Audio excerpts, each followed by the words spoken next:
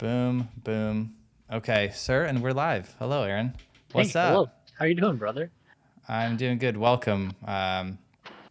So we were just talking before we started recording that a while ago, I don't know how long exactly, but you wanted to do some online content as well. Can you tell me a little bit about that? Because and just to kind of start that off, I observed your online content, and I really felt like I got to know you through it. So whatever you were doing, even if you didn't achieve whatever you wanted to or never started something, you did a fantastic job because it was really personal. It was, I don't know, like you gave like this light inside your life, I feel like, to everybody.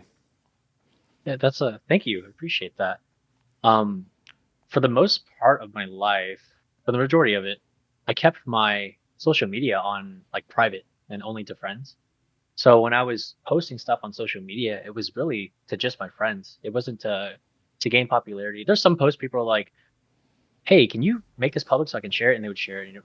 There's there's I don't know if you remember, but in the schoolhouse, there's a staff sergeant. I can't remember what his name is now.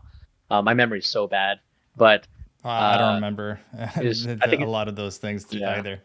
I think it was Staff Sergeant Matthews or something. But they were doing like martial arts, McNapp or whatever, and I like recorded. I recorded the staff sergeants speaking, and Staff they're Sergeant giving us live Graves. lessons. Yeah, all those Yeah, yeah. awesome men. I was recording them with my phone, just like voice recorder.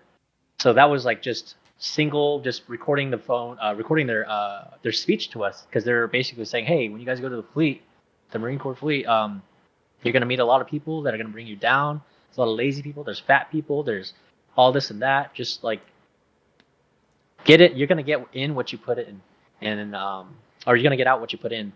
And I recorded that, but then I also recorded basically B-roll footage of them like fighting, McNapp and all that stuff. And then I posted it, and it got just so many shares, and it was like, oh man, I know that guy. Like all these people knew that those staff sergeants, or just, and then those people that didn't know him, they resonated with the message, and I was like, oh, that's really cool. I like sharing things that people can kind of relate to, and I think that social media a lot of the times people just share the good things, you know. A lot of I mean, in church and stuff, like some of the people in church, they look very successful financially, spiritually, and all that stuff. But then, um, you never know if anyone's having like problems with work, or they're about to get laid off, or their marriage problems, or something like that, right? And on Facebook, on Twitter, on Instagram, you pretty much just see people post good things. So I did a different thing where I was posting my bad things too, like the things that I was struggling with. Whenever I was sad, depressed, or had a seasonal of like, or season of just unhappiness or uneasiness, and then the moments where I'm super happy, just because I was trying to be transparent. I'm like, hey guys, like don't be afraid to tell us you're feeling like crap because we're like there's people there for you even if you don't feel like it. And the reason why I started doing that was because I grew up and I didn't have a great household, and I didn't have that many friends. I moved around a lot, so I made a lot of friends on, and then I added them on social media, and then they've kept up with me. Some teachers follow me on social media and stuff, and sometimes they see the inappropriate stuff, sometimes they see the sad stuff and the happy stuff, and either way they all just follow along, and it's really nice to keep my life kind of like a diary. I try not to share too crazy in-depth details, but when something happens that's good in my life, I like to share it. And when something bad happens in my life, I like to know that people are going through the same thing and that they're not alone. So Yeah, no, I remember and still see the posts where you're like down in life, or like I saw the video of you, that you posted of how difficult it is for you to like get in and out of your car, mm, right? And that was hard to see as well. Just for just from my perspective, I was like, "Fuck, dude, that sucks." Like, what's up with that? What's up with your back? Like, how did this happen? Like, what's the story behind that? so uh, there have been, how I know how whenever you get injured in the Marine Corps, I'm sure it's like this in a lot of branches too, but you just kind of go off and like, I'm fine. And that I'm fine mentality stays with you. And the I'm fine mentality kind of it's sourced from you don't want to take time off to do this because you're gonna, miss work or something, or you're gonna let down someone else. So you just keep on keeping on. I think that's super toxic, and I think it's oh, I wouldn't say it's toxic, but it's bad for your health. It's bad for your health, and I think a lot of us do that, and I did that for so long, um, that like, I mean, my you see like my wrist right there, that was a broken wrist, that never healed, Mm. and I knew it was broken.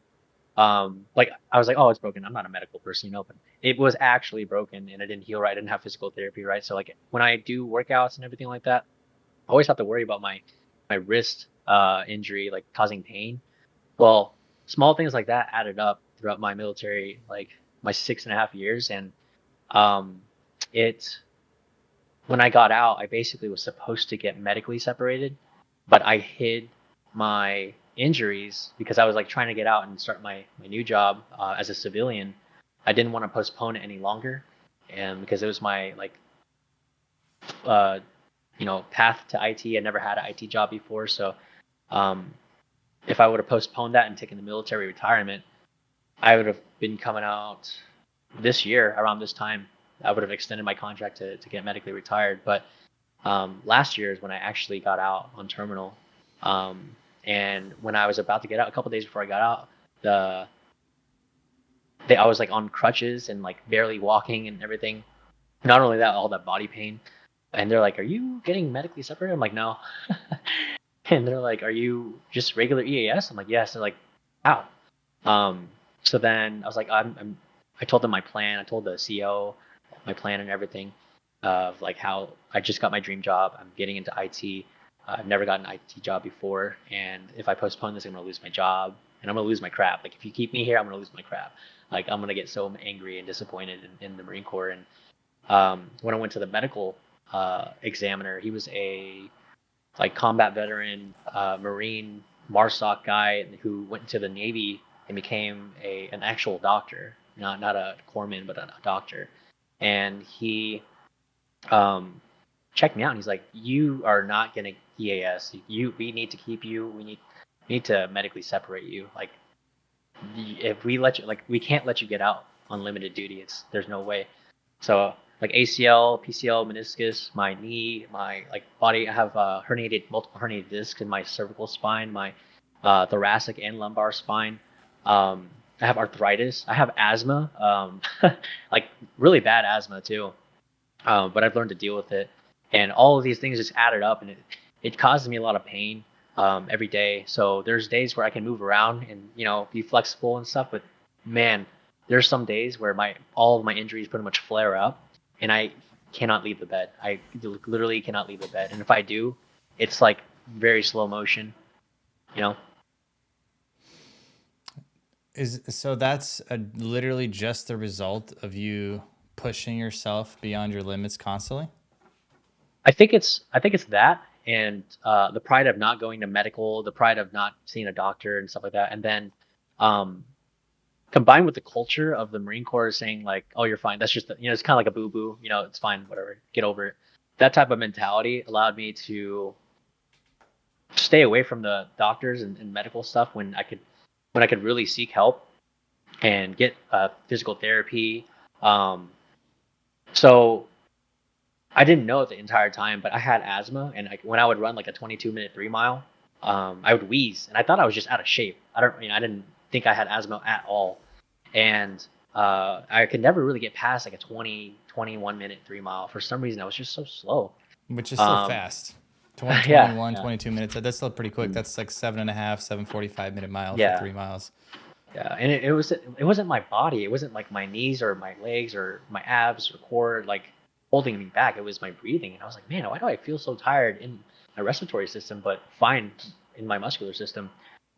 And when I was in Africa, and I breathed in a lot of pollution. Some countries in Africa, they don't have waste management. They don't have recycling and stuff, so they just burn their trash. Like there's plastic and cardboard and you know probably munitions and all that stuff just burning, and you breathe it in, and it triggered my asthma. And I did not know I had asthma. I actually asked the medical doctor to hide it because I didn't want to get kicked out. I didn't know how all that stuff worked. I just knew that in my job I couldn't have asthma and like operate um, and do the job that I had to do. So like all these things added up. I'm not going to medical, and then when I found out, I tried to hide it because I was trying to finish out my contract honorably and all this stuff. And when I got out, all my injuries, all the times I've fallen, all the times like we would do drills where it's an active shooter drill. You're tackling somebody, all that stuff. You're fighting for handcuff control, all that stuff.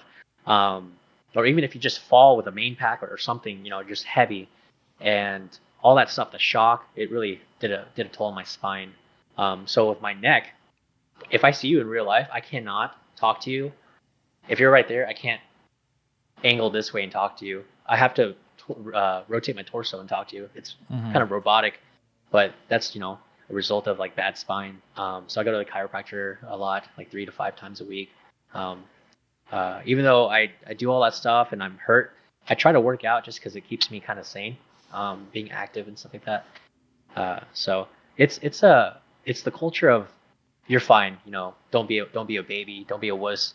Uh, it's that, and then the pride. And then when you do that for so long, like even as a kid, I wouldn't go to the doctor. I never took a sick day. Would hide injuries from my parents. Um, you build this resiliency of pain tolerance. The doctor said I have pretty high pain tolerance. Um, to where when I got out of the military, my knee was kind of like this. It was stuck in this angle, and they had to like flatten my knee straight because I had so much scar tissue. And if they flatten it, they're like literally pushing on your knee, and they're like, "Does this hurt?" I'm like, "No, not at all." They're like, "What in the world? What's going on?" Like, I didn't take much painkillers when I got surgery or after surgery and stuff, and I just felt all that pain. But it's just a combination of all that combined, really. I would also add a very obsessive personality in regards to maybe self improvement. At least from my perspective, the way I viewed you in the schoolhouse is like you're always doing some crazy shit. You're always like, oh, I gotta go 14-mile run, like just on your own after PT or something, or you're always doing pull-ups, you're always improving, you're always doing challenges. There wasn't really a day where you weren't doing something to like challenge yourself. Do you think that is also like the cherry on top of all of this? You have all this stuff, but then the worst possible personality combination kind of mixed together.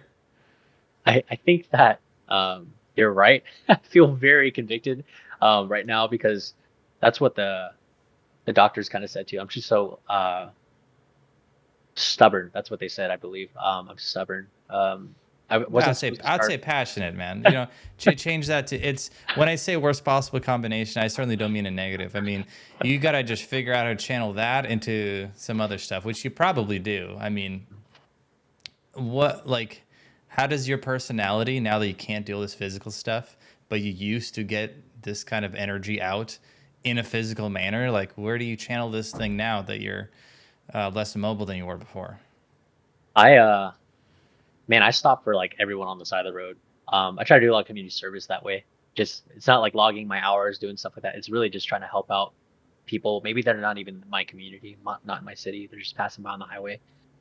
But I carry. I conceal carry, so I'm like, I park my car on the side of the road and I see headlights flashing or taillights flashing, and I stop for people to see if they need help, and I try to like be more present. Like if I'm gonna be late to work, or even if I'm gonna be early to work, which I pretty much always am, um, I will just be like, oh well, now I have a reason to be late and like actually do something for humanity.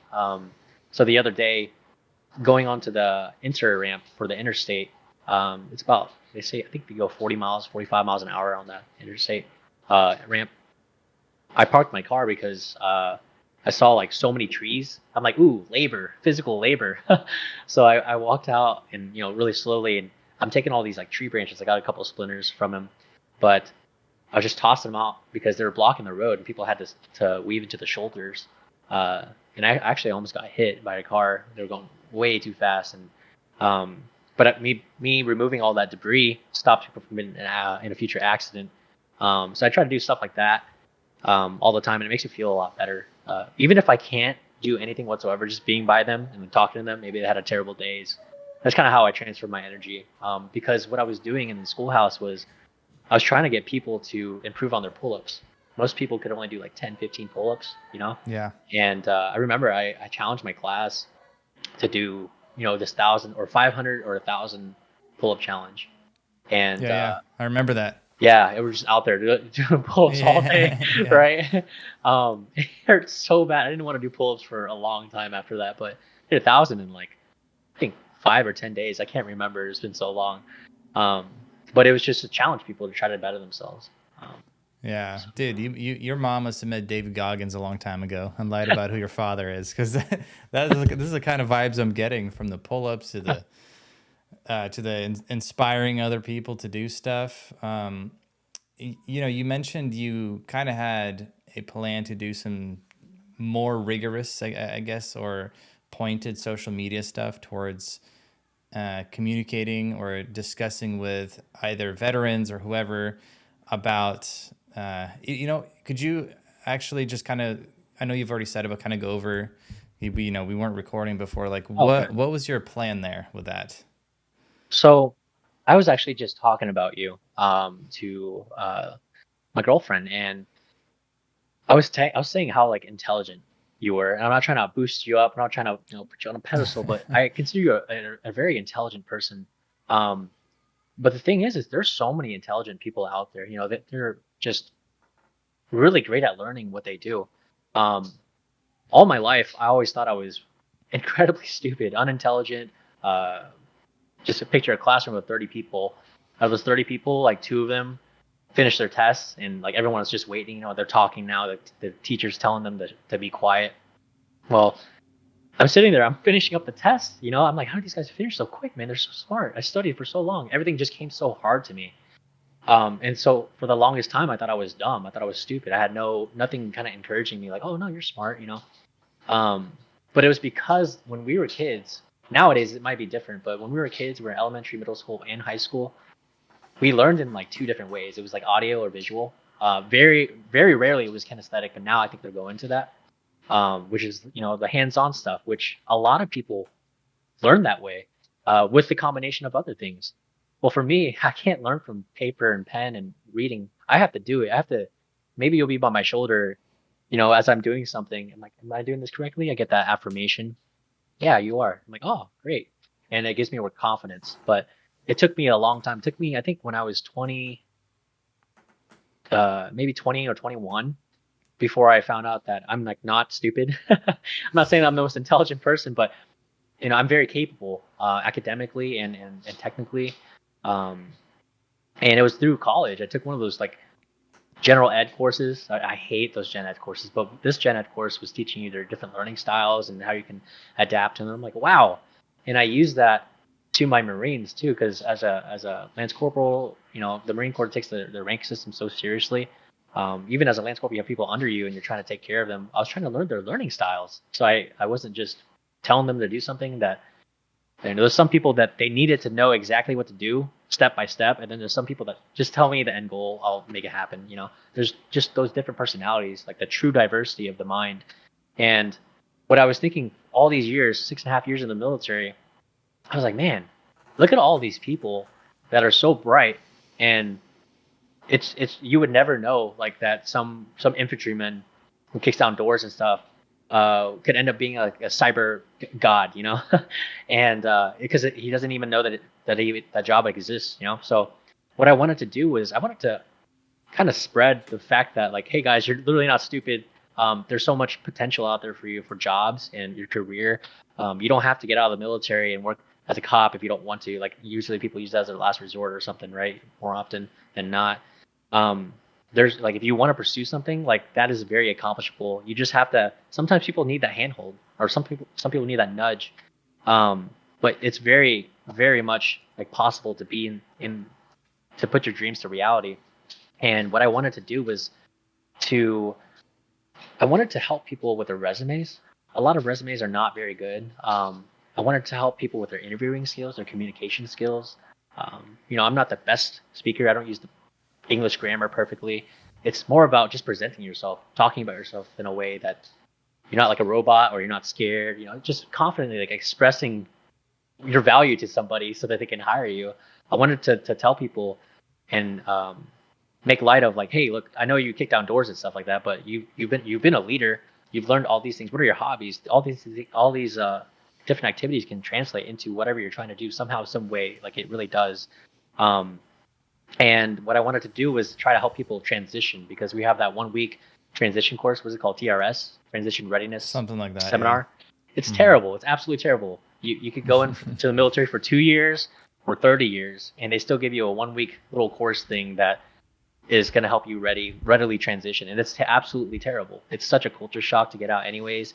If you're prepared past that, it's going to be hard anyways. If you're not prepared, it's way even harder. So what I wanted to do is try to replace that. Not like formally, but I wanted to help people before they get out. On top of that, to try and actually get them like mentors or mentees, or sorry, mentors to whatever. Like if you want to be a police officer, like if you really want to be a police officer, let me find you a police officer in that state, in that city, in that region where you want to go and talk to them to see if that's the career you want to do. Or if you want to be, maybe you've never ever been a doctor. Well, now I have someone that got out that was a doctor, like a veteran doctor, who could talk to you about it, see if you really want to do that career, give you kind of his advice before you mess up and make the same mistakes he did. So that was kind of the thing I want to do. I just want to make people excel and get out and make something of their lives. There's a lot of people I see when they get out, they have so much potential. You've seen people too, I know, that they're so incredibly intelligent. They have such amazing work ethic, and they get out and I'm not saying, being a shoe salesman or a barista is like a terrible job. I'm saying like, I could really see this guy as an engineer, and like he loved it. He loved this type of stuff. He could totally pursue it, but sometimes you're your own worst critic, and I don't think people think that they're capable. So I wanted to really share that and like help people get out and accomplish their goals. Well, I'm glad you figured out that you're smart. That's great, because I've certainly always considered you as a smart guy. I've never for one, thought you were dumb. It's super fascinating to me, like in the schoolhouse or in Marine Corps in general, and I suppose in life. I love talking to like weird people, or rather people that would be considered weird, right? So I befriended a lot of folks that other people would either like make fun of, or kind of outcasts, and they might have like ADHD or some sort of non-neurotypical thing going on. And then my favorite thing is like when that sort of thing collapses, and then they're like explaining something that they're just truly deeply knowledgeable about. And like I'm getting goosebumps right now because I'm thinking of a certain like event, but it's just so strange, because you're like, there it is, like all of that. Like I know why I'm like attracted to you as like a person. It's because you are incredibly capable. It's just you're not necessarily either given the chance, or you don't go for it, or you just don't even know, you might not even know you have it. And then they'll just lay out this beautiful groundwork of how something works, or the way they accomplish something. And my favorite thing is to examine not what people do or how they do it, but what that action or the way they say something means about the way that person thinks. Like in my brain, it's just a bunch of like, I don't even know how to explain like the Nodes. way, like it's like it really is. It's like I feel like it's like there's like a three-dimensional structure, and it's just like it's not as simple as, oh, I can't do this, or I'm not capable of that. It's like, no, dude, there's a lot of different ways to fold all these connections in your brain, and to form something. And on top of that, have you heard of the Albert Einstein quote? I think it's like, if you judge a fish by its ability to climb a tree, it's going to grow up thinking it's stupid its whole life. Yeah. Right? Yeah, that sort of fits right into what you're saying. And I think it's really beautiful that you kind of have this care for people. They're like, well, let me try to, like, you know, what's this? Roll it out of you. Like I'm thinking of rolling a piece of dough, whatever the hell that's called. I'm gonna try to get this out of you, and because you're right, and I have seen a lot of people that they get out of the military and they're like punching down. They're like, or I don't even know if that's the right term, but they're going for like equivalent or lower position. I'm like, no, dude, this is the time to you go up. You go up, Yeah. you go try to go as high as you can, dude, as high as you possibly can, because you might not think it, but all your like you haven't even got a chance to reminisce or understand what just happened to you in the military. You gained incredible knowledge, incredible experience, incredible amount of time even if you weren't a leader by the time you got out, you were under strict direct leadership and you understood the hierarchy, you understood how it works, you understood what a good leader was and what a good leader wasn't. And so you retained all that, and those are skills that are absolutely transferable in any position. Because if you're going for like a job application, right, you get they hit you up, they write a nice resume, and then you go talk to the person. That person is going to be left with, how did this person make me feel? Not, oh, what are his credentials? What are blah blah blah. It's there. If you're in the interview, you're basically, you have the chance to just showcase what you got. Mhm.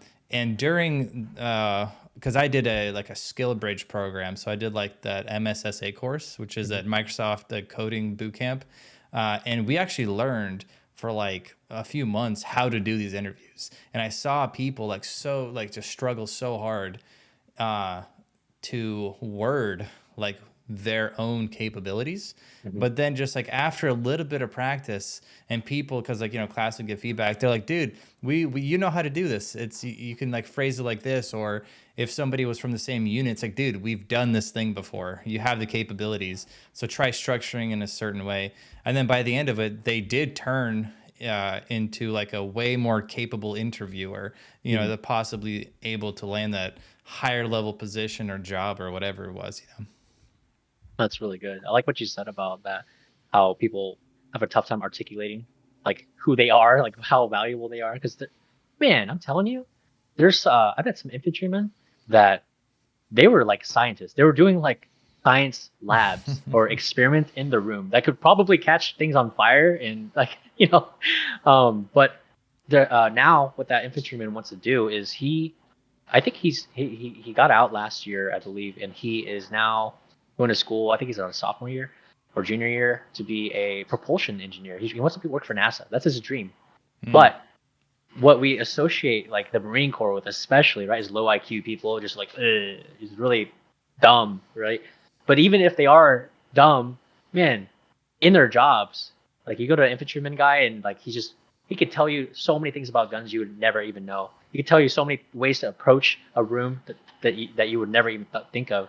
And not only that, their hobbies, their interests and stuff that you would have never known. Like this guy wants to be a scientist. Like someone wants to be uh, I can't remember like a rocket scientist, and then there's another guy who wants to be like a medical practitioner. But man, all these things you would never know unless you ask them. And I love the fact that you made went out of your way to talk to the people that are kind of outcasted, because I did that same thing, man. In high school, it kind of follows you, where it's like the cool kids, the jocks and all that stuff. It's like, man, you can make such great friends if you really just open your eyes to everybody, you know. Yeah, no, those are some of my favorite people that are, it's like, it's like, I don't know, it's like finding like a hidden gem, and everybody's like walking past. It's like, what are you guys doing? Like, this person is cool as fuck. Like, you guys don't understand. It's like, they're, they might be eccentric, and they might say things that are nonsensical, that don't touch reality in a certain sense. But it's like, do you understand how your brain has to be wired and the sort of connections you have to make in order to make that sort of crazy statement? Like, that's Mhm. fascinating. Yeah, That's beautiful, for my perspective. it reminds me of Elon Musk and how if you read the comments on his presentations for like Battery Day and all that stuff, when Elon Musk gives a public presentation, he talks slow and stutters and like gets lost in his words. And people Mhm. are like, man, I thought he's a CEO, all this stuff. He's smart as a scientist, all this stuff, engineer, but he can't talk. Like he's so dumb. Like he's really dumb. No, man, he's so smart. His brain is like not the average person. Like it's like nodes, and it goes so fast. All these things are connected so fast that I think that he's thinking like 10 feet above, like in front of him, and he has to slow it down. And that's why he's stuttering. He's trying to spit out so much information, but he can't. It's not humanly possible. And I think that people who can't see that, they like once they see it, they're like, oh, that makes so much sense as to why some people stutter, or some really smart people. I think there's a correlation. The higher your like academic intelligence is, the lower your emotional intelligence is. Like in high school, Mhm. you had those incredibly like valedictorian type people. They didn't have great social skills usually. Some people did, but usually they didn't have as great as social skills as like the average student did. Um, Well, the higher you are, the lower it's harder for you to connect with people. You might like find yourself talking over people using really big words that people don't understand, and I don't like hearing presentations like that. So like when people dumb it down and try to connect with the peasant like me, it's really nice. It's so nice. It's like really it's called a vernacular. When you let's say you're making like $1 million a year, you go to a presentation where a lot of people are making like $30,000. Like the way that you talk to your $1 million friends and colleagues and stuff is completely different than how you talk to your $30,000 because we don't know half the words. We haven't experienced half the things that you've experienced with the ability to spend money like that. So it's Yeah. different. Do you know who Eric Weinstein is? No. Okay. Well, he's like my, I don't even know, I guess my intellectual hero, Mhm. perhaps, or like, I don't even know if that's, I say intellectual just because he's obviously, he's a very smart, Mhm. but I don't know, maybe a role model in the way that he pursues life. Like, super jealous that I didn't dive into some of the stuff that he has, but he's a, is it too much to explain? And we can certainly go down that rabbit hole. But I don't. Do you see this little poster? And by the way, I do know my kids just messed up my wall, dude. They and then this chair and I have this whiteboard, and so they come in here and I try to clean it up and just it's just there now. I guess I'll have to Abstract just art. yeah, it's just Chicago Art Museum in your room. yeah, it's just part of it. But this little thing, it's actually a I try to print out his he has a podcast and that's his podcast logo, but my printer like streaked. And so it says like Rick Einstein instead of Eric Weinstein because like it didn't fit. It was all but I thought it was kind of beautiful in its own way, so I just kind of left it there and put it up. Yeah. Um but I actually don't even remember what I was saying about Eric. So sorry. We'll table that for now, Uh, and let me say something else about what you were saying. Because I did have another thought. Um, do you know who Richard Feynman is? no. He's a physicist. Um, Back in like 40s, 50s, 60s, he was part of the Manhattan Project. Mm. Um, and he, speaking of vernacular, like what he was really excellent at was speaking like in terms of quantum mechanics or really deeply rooted physics in like a super simple way and explaining. He would do like entire lectures where he basically does like no equations or math, and he would Mhm. just talk about the concepts and just blow everyone's minds in the way that he was able to communicate so simply, so elegantly. Because he was one of those guys that was not only super smart and obviously a genius because he had made insane contributions to the quantum mechanics, but he also had like really good social skills, and he was just a very charismatic guy. And I think he's from like New York. If you, I don't know if you're interested in any kind of like physics stuff, but if you watch just one of his lectures, it's just incredible because he was like, even though he was like part of the Manhattan Projects, which I was obviously in the 40s, um, there's like lectures of him and like pretty good video quality and stuff because it was in the 60s. So that's pretty cool. Let's yeah, I don't know. I kind of rabbit holed that one. That's my bad. I don't know if I derailed the conversation, but No, that's what it that's reminded me cool. of. Are you Googling on the side, by the way? Yeah, that's what I'm doing. I'm Oh, actually dude, making I would tabs. recommend using Chat GPT. Way better. Dude, Yeah. way better. Oh Yeah, I my actually have gosh. it up during my podcasts Uh, because so if you go to like first of all, do you use it for just regular stuff? I use it. I started using it to study actually, like to Yeah. teach me like for certifications and stuff how things actually work. What do Yeah. you use it for? I use it just for about everything now, honestly. Like I, I feel bad. Like first of all, I don't even know if I have an audience because I just started doing this, right? But if I Uh, do, and if they've watched any of my podcasts, I talk about this every fucking time, and I'm like probably so annoying about it. But I use it so like right now, like say in the context of a podcast, it's so much easier to just like say you said I said Eric Weinstein, right? You could just be like Eric Weinstein into Chat GPT, and then just mm, like while you're talking, it's like brrrr, just spitting out all these things, and because of oh, Google, right? The way Google works uh, is you. search and it looks for through a database of web pages or Mm. links or something that exists. So somebody had to have created something in order for you to interact with it. And then you got to click on that and then you got to find like, oh, what does he do? What's his accolades or what's his theory about Chat GPT? I just type in Eric Weinstein, it gives me a synopsis. And if I'm like, okay, well, what did he do? Well, what's his main accomplishments? Like, what's he all about? Like, is there any controversies? You can just ask it that, and it's like basically like a human assistant Mhm. rather than some manual process you got to click through and hopefully someone's address the problem. Yeah, that makes sense. I was first made aware of ChatGPT, I think during December or November, and um, so I work in the IT industry as well, the Yeah. tech industry. So like we have like, man, just thinking about all. So I'm on TikTok, obviously not on government TikTok and stuff, but like on my mobile phone, like that's social media. So I like to browse the news and follow like artists and engineers and scientists on their stuff. Well, there's like deep fakes going on, right? And like there's deep fakes Ooh. using filters, like video filters that are like on TikTok, and then Mm-hmm. there's people that are using ChatGPT and other products like that on Adobe, what is it called, After Effects and stuff like that. And they're making like there's a guy, there's a Putin. Let me see, Putin deep fake TikTok. So there's like a Putin one that I follow sometimes because it's funny. It's like him dancing. It's like stuff that he wouldn't be doing. And then there's one that I follow. It's like the Asian Elon Musk.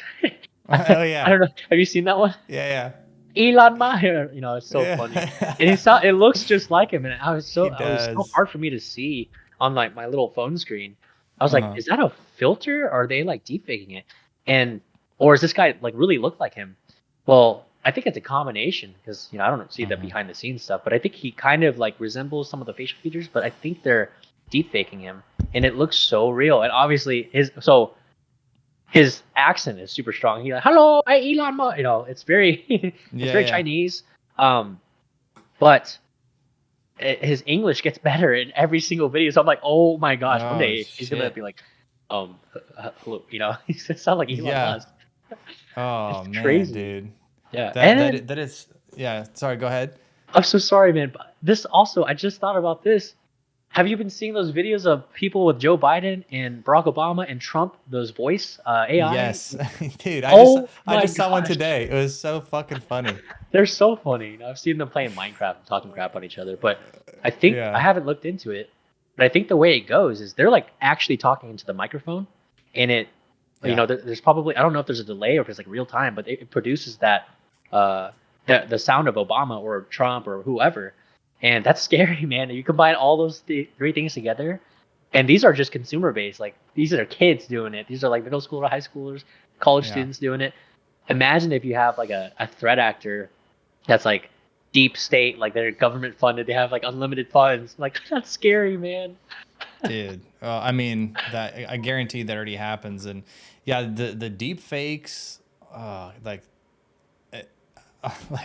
like, I don't know I don't know what we're gonna do in the future. To be honest, I just don't know. It's like I was talking to one of my buddies. I had him on the podcast. His name is Reed. We were boot camp friends, Mhm. and he's intelligence, right?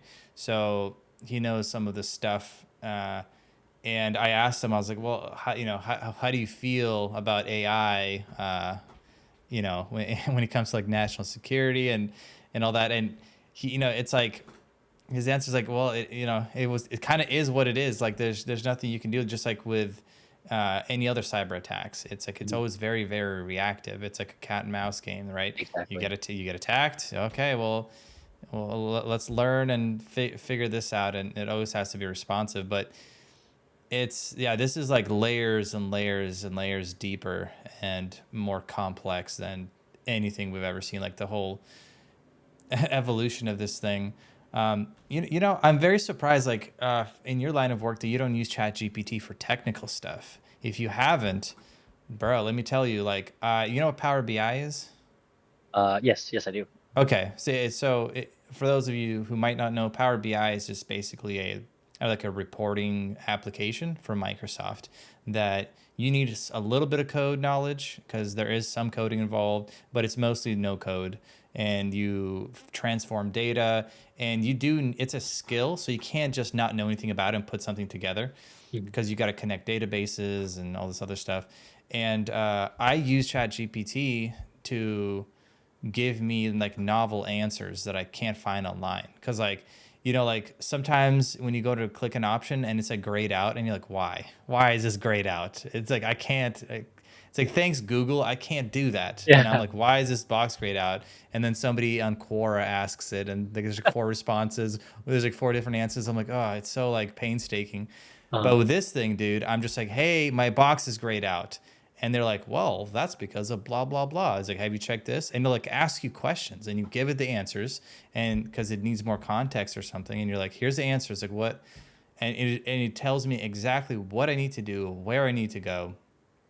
And it was the same for programming, like coding. So I was like, uh, I was like trying to take notes on this podcast that I was watching, and I was like, dude, it'd be so cool if I could just type in Chat GPT, like go to this website and consume the content from this website, whatever, or article, and then come back and like, interact with me about it. And then I was like, well, and then I asked, I was like, because that guy's, I was like, how do you do that? And so I was like, oh, I know, I'll just ask it how I do that. And so I asked it, and it was like, well, this is what you need to do. You can get an API to link to the to a web scrape. It's like a web scraping library or some, I don't know. It was very complicated. And then I was like, okay. I was like, can you give me the link to everything you just said? And he's like, yeah, no problem. And he gave me step-by-step instructions to all the links to everything I need to download. And I was like, what programming language? He's like, well, you can use these programming languages, including Python. I was like, can you give me a link to download Python and also write me whatever scripts you just told me to write? He's like, yeah, no problem. So it gave me all the download links. It gave me Python and then wrote me the code that I need to input. So it's like, literally, like I feel like a little baby, and it's like snuggling me. And it's like, here you go, buddy. Here's a passy. Here's some milk. Oh, you want me to warm up this milk for you? It was that simple. So I would implore you, if if you don't already code or stuff like that, just start using this. Or if you have like some sort of software you use at work and you're like, ugh, how do I get better at this? You just talk to this thing, and it's fucking insane. I don't know. It's just mind blowing. it is mind blowing, and it's crazy because from our generation, we grew up with like you and I, like, how old are you? 30. So you're 30, I'm 26. So you grew up with dial up, like you had dial up at one point, Yeah. right? Yeah. Yeah, and it was so like someone picked up the phone and the internet shut off, or if someone, it's just it was crazy. We went from that to libraries, and that's how we kind of got our information. We use EBSCO, all these like databases and stuff. We're trying to research things, and then we went to, like, we had Google, we had Wikipedia. Remember when teachers were like, "Hey, don't use Wikipedia. It's super." Yeah. And like to this day, yeah, you can go edit stuff, but like there's more moderation on there and stuff, right? But man, have we still kept up with Wikipedia with like a free, open source, like intelligent database of just keeping history and all these things? You could have your own page of Wikipedia. And we went from that to like Googling stuff and all these websites are just freely available to us. And then now we have ChatGPT, which is like an crazy intense version of that, where it's like literally kind of like an assistant, like an actual remember that paperclip we had back then on Windows? That's like our new paperclip, and it's crazy. I've seen people try to use, like, when there's like a bunch of those scammers out there, there's like fake entrepreneurs and stuff like that, that they write books and stuff. They usually have like some third world person write their book for like super cheap, and they sell it, and it's really crappy. Like the grammar is wrong and everything. It just does not look anything presentable to like a third grade English teacher. But they sell it, and that's like on Amazon now.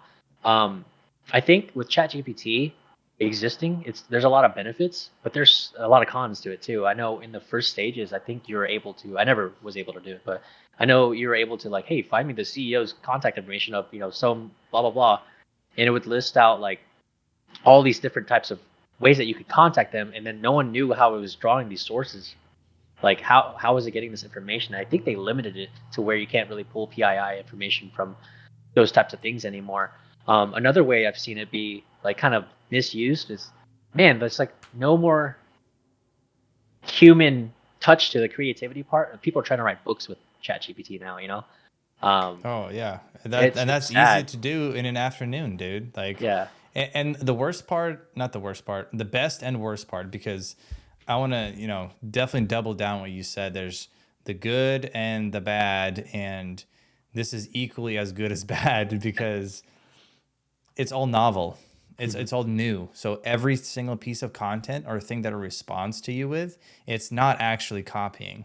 It has it has a bunch of all these databases that it has digested, and it's producing an answer based on the way that it believes that language works, and contextually. So when you tell it to write you a book or an essay, that has never been written like that ever, and you can keep tweaking it and tweaking it. And the only limit to any of this is just the human imagination, which is why there's so many stories, right? There's never Hmm. been a more versatile thing. Yeah. No, that's awesome. What a cool technology. Didn't Elon Musk actually create He that? he, Didn't? he co-founded OpenAI, yeah. Okay. That's so Yeah. cool, man. He Absolutely left the amazing. program. I actually saw recently that due to the interference in the sort of political bias that it's producing, I think he's starting his own AI stuff now to Wow. combat that in order to have Cool. a non-biased AI platform. It's like, dude, he's got to chill out after a while. You know what I mean? Yeah, You that's can't be sending crazy. people to Mars.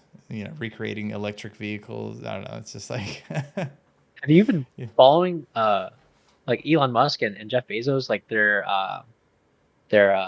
rocket, you know, because Yeah, Blue Origin yeah, and yeah, SpaceX. Yeah, hell yeah, dude. so My cool. one of my buddies, one of my best friends actually, he works at Blue Origin as a he is a turbo it works in integration with turbo machinery. So he works on the turbo for one of the Sheesh. engines, for That's the crazy. BE3 engine. That's Yeah. so cool, man. Look at that, the private sector just really innovating, man. Like all that money that they're using to truly produce results. Because a lot of times, man, you see tax money not really like I don't mind. Okay, a lot of people are like, I hate taxes. I hate taxes. I hate taxes. I really do hate taxes. But I don't mind paying taxes as long as I see like the vision being capitalized, Yeah. and doing good. Like the roads. Like if the roads are not kept well and I'm paying taxes, why am I paying taxes? Um, but man, when you see like, I think not Steve Jobs, Jeff Bezos, he stepped down from Amazon, right? He's not Mm-hmm. the actual CEO anymore. I think it's like an Indian person. And then with Microsoft, Bill Gates, he stepped down too. He's doing his own like projects to do, philanthropy and all the other stuff. It is so cool to see Elon Musk and Jeff Bezos kind of. It's like the new Cold War, but with the U.S. And no one's dying, hopefully. You're right. Well, dude, it's badass. I think SpaceX, they're just they're okay. So I heard Eric Weinstein say this thing once between there's a difference between a good scientist and a great scientist. And a good scientist is a person that um, tends to be just amazing at what they do, right? To be considered a good scientist, you have to cross all your T's and dot all your I's, and you're making sure everything fits and everything's right, and you're playing by the book, and you're not going outside some crazy wacky thing that might not be the thing. But the good scientists are never going to be the people that are innovating things, right? An example of a good scientist and a fantastic communicator would be someone like Neil deGrasse Tyson, right? He's an Okay. amazing scientist. He's amazing at what he does, but he's very easily uh, to be the first person to dismiss some new idea, some novel thing or whatever. Mm. And a great scientist is someone who takes that genius but mixes it with this kookiness and this weirdness and this just like, why don't we try to reland our rockets, right? And everyone's like, shut the fuck up. Like, you're never gonna do this. And it's funny, I didn't mean to do this, but Neil deGrasse Tyson actually, I saw a clip of him saying how private spaceflight wasn't gonna work, right? So that's just like a weird coincidence that Um, those two kind of connected there. But so I do think that Blue Origin is more good science, SpaceX is more great science because, I don't know how hard you follow like that kind of stuff, but from my understanding, Blue Origin is way more technical, and they have a lot more like bureaucratics in the way of launches and what you're supposed to do. And then SpaceX, like I'm pretty sure, what's their, geez, I'm blanking on the Starship, Starship, which is this the biggest rocket ever. It's just looks like a fucking just a Empire State Building launching into space. That was fully done. There was a bunch of prototypes. It was almost ready to launch. They had paid. People had bought tickets to go to space in it, and Elon Musk was trying to scrap it. He's like, no, let's just scrap this thing because I got a better idea. And everyone's like, bro, like chilled out. But that's how he works. He Yeah. scraps ideas like that. He animates like that. He's like, no chain of commands. You guys got some good ideas. Like throw them at me. We'll get this thing done like today. And that's some like weird, crazy shit that you kind of need in order to advance as fast as I think they've done like thousands of launches, successfully, which is crazy. Um, yeah, Maybe that's a great hundreds. point. I think when you said like good versus great, um, I think that everything in life has a risk level, right? Some risks are very low. Um, some risks are medium, and some risks are high. And I think kind of what you're explaining. I think like Elon Musk, his personality in general, he likes to challenge the status quo a lot. And when people say like you can't do that, he's like, okay, challenge accepted. Even if you can't do that, I think he's the type of person that would try to do that, you know. And I really like that a lot. I love it when people don't take yes or no like from face value, and they try to like seek the answer. I think that is what makes humans so beautiful and so great and so just incredible, is that just the curiosity level that's just unlimited. When people have that, such great innovations can be found. And I think how you said, oh, he just scraps things, like Elon Musk just scraps things and you know implements other ideas and stuff. I think I really like that about him, because I think there's a YouTube video where he was being interviewed about his Starship or whatever, and there was a problem. They had like a malfunction when the engineers. I can't remember exactly what the context was, but there was the interviewer was like, "Don't you think if you did this, this, and this, and you would do that?" And he's like, "Yeah, exactly. That's what." And then he paused. He's like, "Oh my gosh, that's literally what we have to do." And that's so cool to be able to be uh, not compulsive or impulsive, but just so open-minded to challenge things and like, okay, guys, no. Whereas like the bureaucracy, I mean, I'm sure you've seen it. We've seen it in the military. Just a small part of it, where if you want to get something done, it has to go up. Approve, approve, approve, approve, stamp, stamp, stamp, stamp. And then by the time it's like the phone game, by the time like the implementation comes back down, it's completely changed. The premise has been lost, or like the substance has been lost. So doing it like the Blue Origin way, I imagine it's gonna move slow unless something changes, right? But I really like. I mean, the first thruster. I remember when they re-landed it. People, like you said, they were like, "That's dumb. Like, you can't do that. That's impossible." Yeah. Man, when it did, everyone was cheering. It was like they landed on the moon for the first time. And to this day, some people don't know that technology exists. That we're implementing that technology to try to reduce waste and money. Um, so I saw a video, and I think they were landing a thruster in like 2021 or 20. I can't remember, but people were like, "That's fake. That's literally fake. It's reversed." I was like, "Guys, this technology literally exists." Damn, dude, that's some haters right there. Uh, Yeah. thinking about this, it's like the way I said it almost made it sound like you need to be a great, like a great versus good scientist in order to get stuff done. But like I like to zoom out at the societal level, and I think my position is actually it's good for people to do both. I think it's good for um, people to doubt and criticize and just kind of dismiss stuff and then pursue their own, logical thing with the caveat that just don't stop or discourage people from pursuing that. Just be like this. I don't think that's going to work, but boy, you should definitely try that because that seems a little crazy. Like, go for it. Like, let you get. I'm gonna chill here. I'll be safe in my space and do my thing. But you go get them. Because you can be honest and be like, that's not gonna work, or I don't think that's gonna work, but still not be negative and toxic about it. It's like the people, in the UFO world. I don't know if you've been following crazy shit's been happening in our fucking airspaces.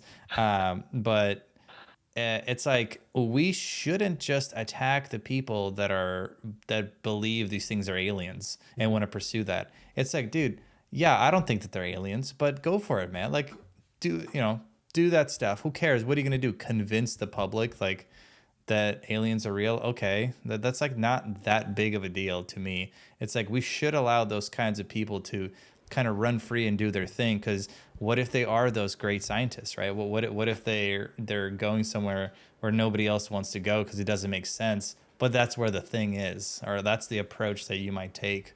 And I wanted to touch something you said on the military, right?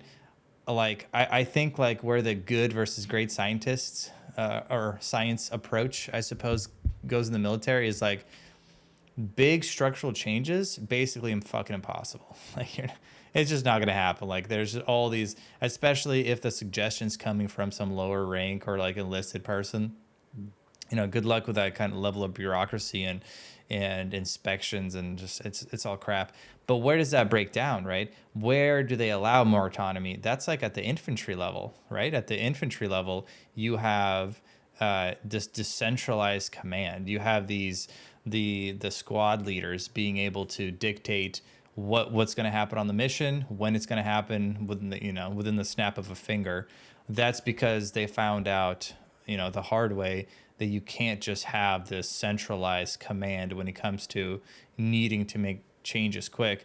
And then also like what's the most essentially decentralized people? It's like it goes from the top, it goes to the infantry, and then you go into special forces. Like those guys like grow beards, they're just doing their own thing. Well, that's because those are the great scientists, right? The infantry people and the special forces are like the great scientists, and everything else is the good science, because you do need a structure, you do need standards and everything else, because that keeps the whole shape, right? But it's okay to let a few people loose now and then, as long as they have good intentions. Mm-hmm. No, absolutely, that's great points. Yeah, sorry, I kind of ranted on there for quite a bit. And by the way, I just Chat GPT this, and SpaceX has, but it only has up to 2021. But until 2021, they had over 100 launches. So now because Chat GPT is this free version, this neutered free version, I have to Google it. How many launches has SpaceX done? Let's see. Okay, so Falcon 9, Block 5, whatever that means. I'm assuming that's the 5th iteration. Has flown 152 missions. Falcon 9, but that's only the Falcon 9. See, this is what I'm talking about. This is ridiculous. Like, I have to scroll down to someone who's, okay, 1272. So over 1,000. So I actually might be right by now.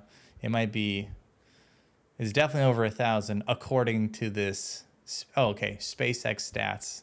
.xyz. What the fuck is that? Weird to me. I don't know, but they have a countdown for something. Upcoming Galaxy 33 or something. I don't know. Starship. Okay, so anyways, yeah, sorry, went down this freaking rabbit hole. Let me ask you, who are some of your like I mentioned like Eric Weinstein. Who are some of your like either intellectual heroes or just like famous people that you kind of follow, that you listen to, that you admire, or otherwise? Like, do you have like like a virtual mentor type of thing? That's maybe what I would call Eric for me. It's like I try to learn through him, even though I can't communicate with him. Probably like Jake Paul and Logan. I'm just kidding. I actually don't follow very many people on social media or anything like that. I follow Elon Musk like on Instagram and on Twitter and stuff. I actually have a Twitter just to follow the news, because I don't post anything on Twitter. I don't have any friends on there. I just follow it just because that's like part of the news, right?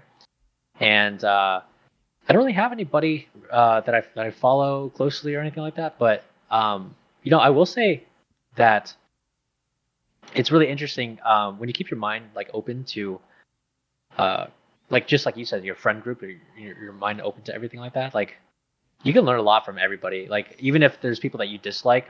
For instance, not to get like super political or anything, but like I was super Democratic left when I first joined the military, and as I got out, I was actually like libertarian leaning right. And to this day, I still appreciate the qualities of like Obama. Like most people that are like conservative or Republican, they're like I freaking hate Obama. I'm like, dude, I literally like he's a stand-up guy. He's really funny. Like if you've seen his there's like White House Correspondents' Dinners. I don't know if you remember those. Every year they would host a I White. haven't seen them. They're so funny, especially before Trump was president. Obama would invite President. Well, at the time he wasn't a president, but reality TV star Donald Trump Jr. Donald Trump Sr. And then he would be like, "Hey, like just make a joke and stuff." And they had Key and Peele on there, like making jokes. I'm like, man, that's like incredibly funny. He's just such a witty, funny person. So I don't really follow anybody because most of my social media is actually locked onto like science stuff, like experiments or like YouTubers and stuff like that, or just really positive things. I went through my social media and I started deleting a lot of the negative stuff, the things I don't really want to see. Yeah. Just kind of cleanse my mind, What are some of the YouTubers you follow? Because that, and to me, it's kind of the same thing. I guess I don't mean they have to be like a celebrity, but they could be even your niche YouTuber. That's So just right an incredible person. right now I'm watching a lot of solar panel videos. With Mm. the government dictates how the economy will function pretty much. They try to incentivize things like tax credits. And right now solar is they have a like a 30% federal tax credit. So I'm looking up all these solar videos, and one of the solar panel video guys is what's his name? I can't find him. I don't subscribe to them, but I like favorite them. Um, I can't remember. All my history is filled up with how to get this mic going. Yeah. Yeah. Okay, so there's this guy. His name is Projects with Everyday Dave, and he was talking about like how so there's solar panels that they face the sunlight and they receive they store that energy, collect it, and they put it through an inverter, all that stuff. But there's solar panels that have faces on two sides. So on the back side, so you'll get sunlight flashing down at the building, the material, the roof, and then it'll reflect off the roof and go into the backside of the solar panel, causing it to be hot. Well, there's solar panels with two bifacial sides, and it'll collect from the top and bottom. So it's in theory supposed to be more efficient in energy collection and stuff. So that's something that I'm super passionate about right now is solar energy. It's not because I care about the environment or anything. It's really just save money. I'm a numbers guy. I like to save money. And right now, for my house, I just bought a house last year.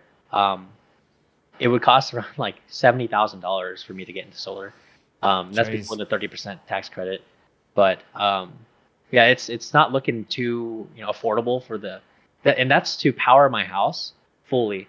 I pay around $250 a month right now on like in electricity, and getting that $70,000 package of solar panels would power my house completely. I would be like not having to rely on the electric company unless it was like a shady day. So Wow. one thing, yeah, it's super cool. It's something I'm really looking forward to. Back then, like 5-10 years ago, solar panels like this same house would have cost maybe $150,000 is what it probably would have costed because of how expensive everything was. But just like Tesla, is just like everything is just they're trying to reduce the amount of like RAM. RAM used to cost a lot, but it's reducing. So I think I might wait on that, even if the tax credit lowers. Wait like another year or two and just see how much it costs then. Yeah. Have you, so solar energy, do you follow like any other energy stuff like nuclear energy by any chance? Mm-mm. Okay. I don't really know either, but I don't know if I've been hearing about it or reading about it. I can't remember, but I've gathered some information from somewhere that nuclear energy is actually like pretty badass nowadays. And so all the negative, dangerous type aspects are like more of the stuff from like the 70s Yeah. and prior to that. And so now like the nuclear reactors that we could build are like incredibly safe. Like basically 0% chance of them hurting the environment in any kind of way. And they use this nuclear fission to do these chemical reactions, and it's completely clean energy. So it's not, it doesn't have any byproduct other than the the radioactive stuff that the possible radioactive waste that gets deeply buried underground. Well, I love how you're other than saying that. that, No, a lot of people they I say like yeah, nuclear energy, man. It's the way to go. Um, I definitely think hybrid of using fossil fuels, all that stuff combined is a really great way to transition into that.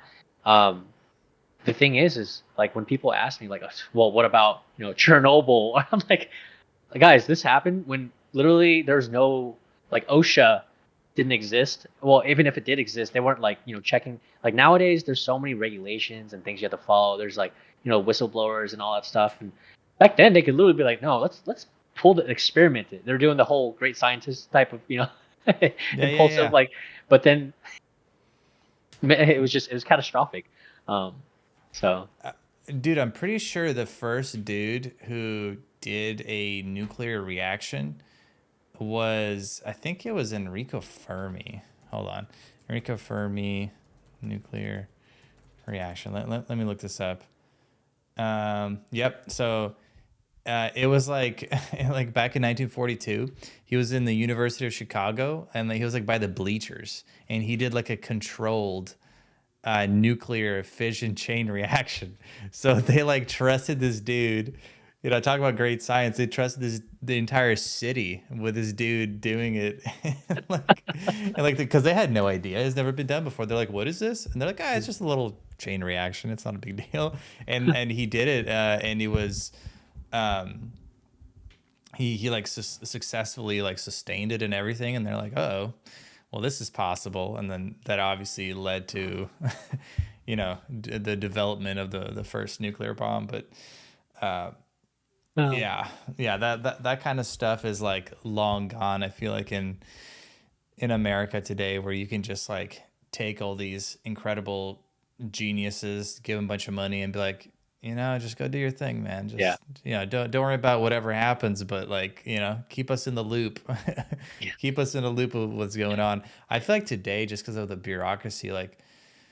And I'm super ignorant about this kind of stuff, but I just have a general feeling that there's probably not that many people out there in the government that really care about like, okay, should we be like scoping our population for geniuses? Like, should we tracking these people? Like, what if they're inventing incredible things? Like, shouldn't we like be kind of aware of them? Like, I wouldn't doubt that used to happen way more often back in the, when yeah, there used to be a lot more competition and danger was a lot more real between nations. And, we had the space race, we had the nuclear race, like all these things with the industrial, uh, type of race and the before World War I. And now I feel like we're kind of comfortable. We're like, oh, our life is good and whatnot. But it's like, dude, there could be some dude behind some bleachers doing some, discovering a new particle or something like, I don't know, but you know, no, God knows. yeah. The CIA actually did something. I think it was the CIA where they did it's like cicada uh 3301 or some numbers, some sort of number. But basically, it was like for 2 years or 3 years, I think it was on newspapers or something like that or online, but it was really cryptic. Everything that they did was really cryptic. But if you could solve that cryptic puzzle, I think it was like four or three puzzles.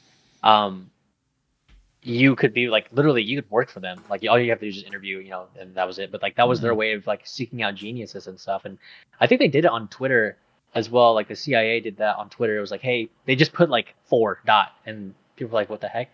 And it's like if you could solve this, and it took people a while. They're using like open source intelligence and like all these other programs and stuff. And I think that's really cool.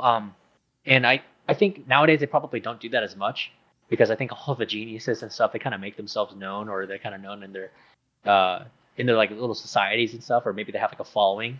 But there's so many people out there probably that are the same way but they don't have a following. They kind of stay off those things. Um, and with with how like ChatGPT and all that stuff, I don't know. Our potential is going to increase even higher because of how easy it is for us to access resources and knowledge in a blink, or like a 5 second, 10 second while ChatGPT is writing stuff out. It's just going to be insane, man. We're going to have kids. nowadays, when we were little kids, I don't think coding, programming, all that stuff like IT, cyber, that really wasn't in the school system for middle school or high school for electives, right? I don't. Did you see any of No, that stuff? no, not in Yeah, my school. maybe typing, right? Typing probably or something.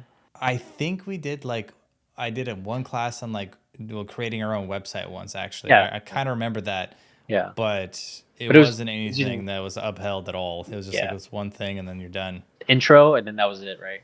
Yeah. Um, yeah, but nowadays, man, I don't know. I haven't looked at the curriculum. I don't have a child that's in middle school or high school, but I can imagine they probably have like Python courses in middle school, and That'd be not only cool. just in school, but all these kids, man. Like, what are they doing when they're at home? Computers are more accessible than they are like ever.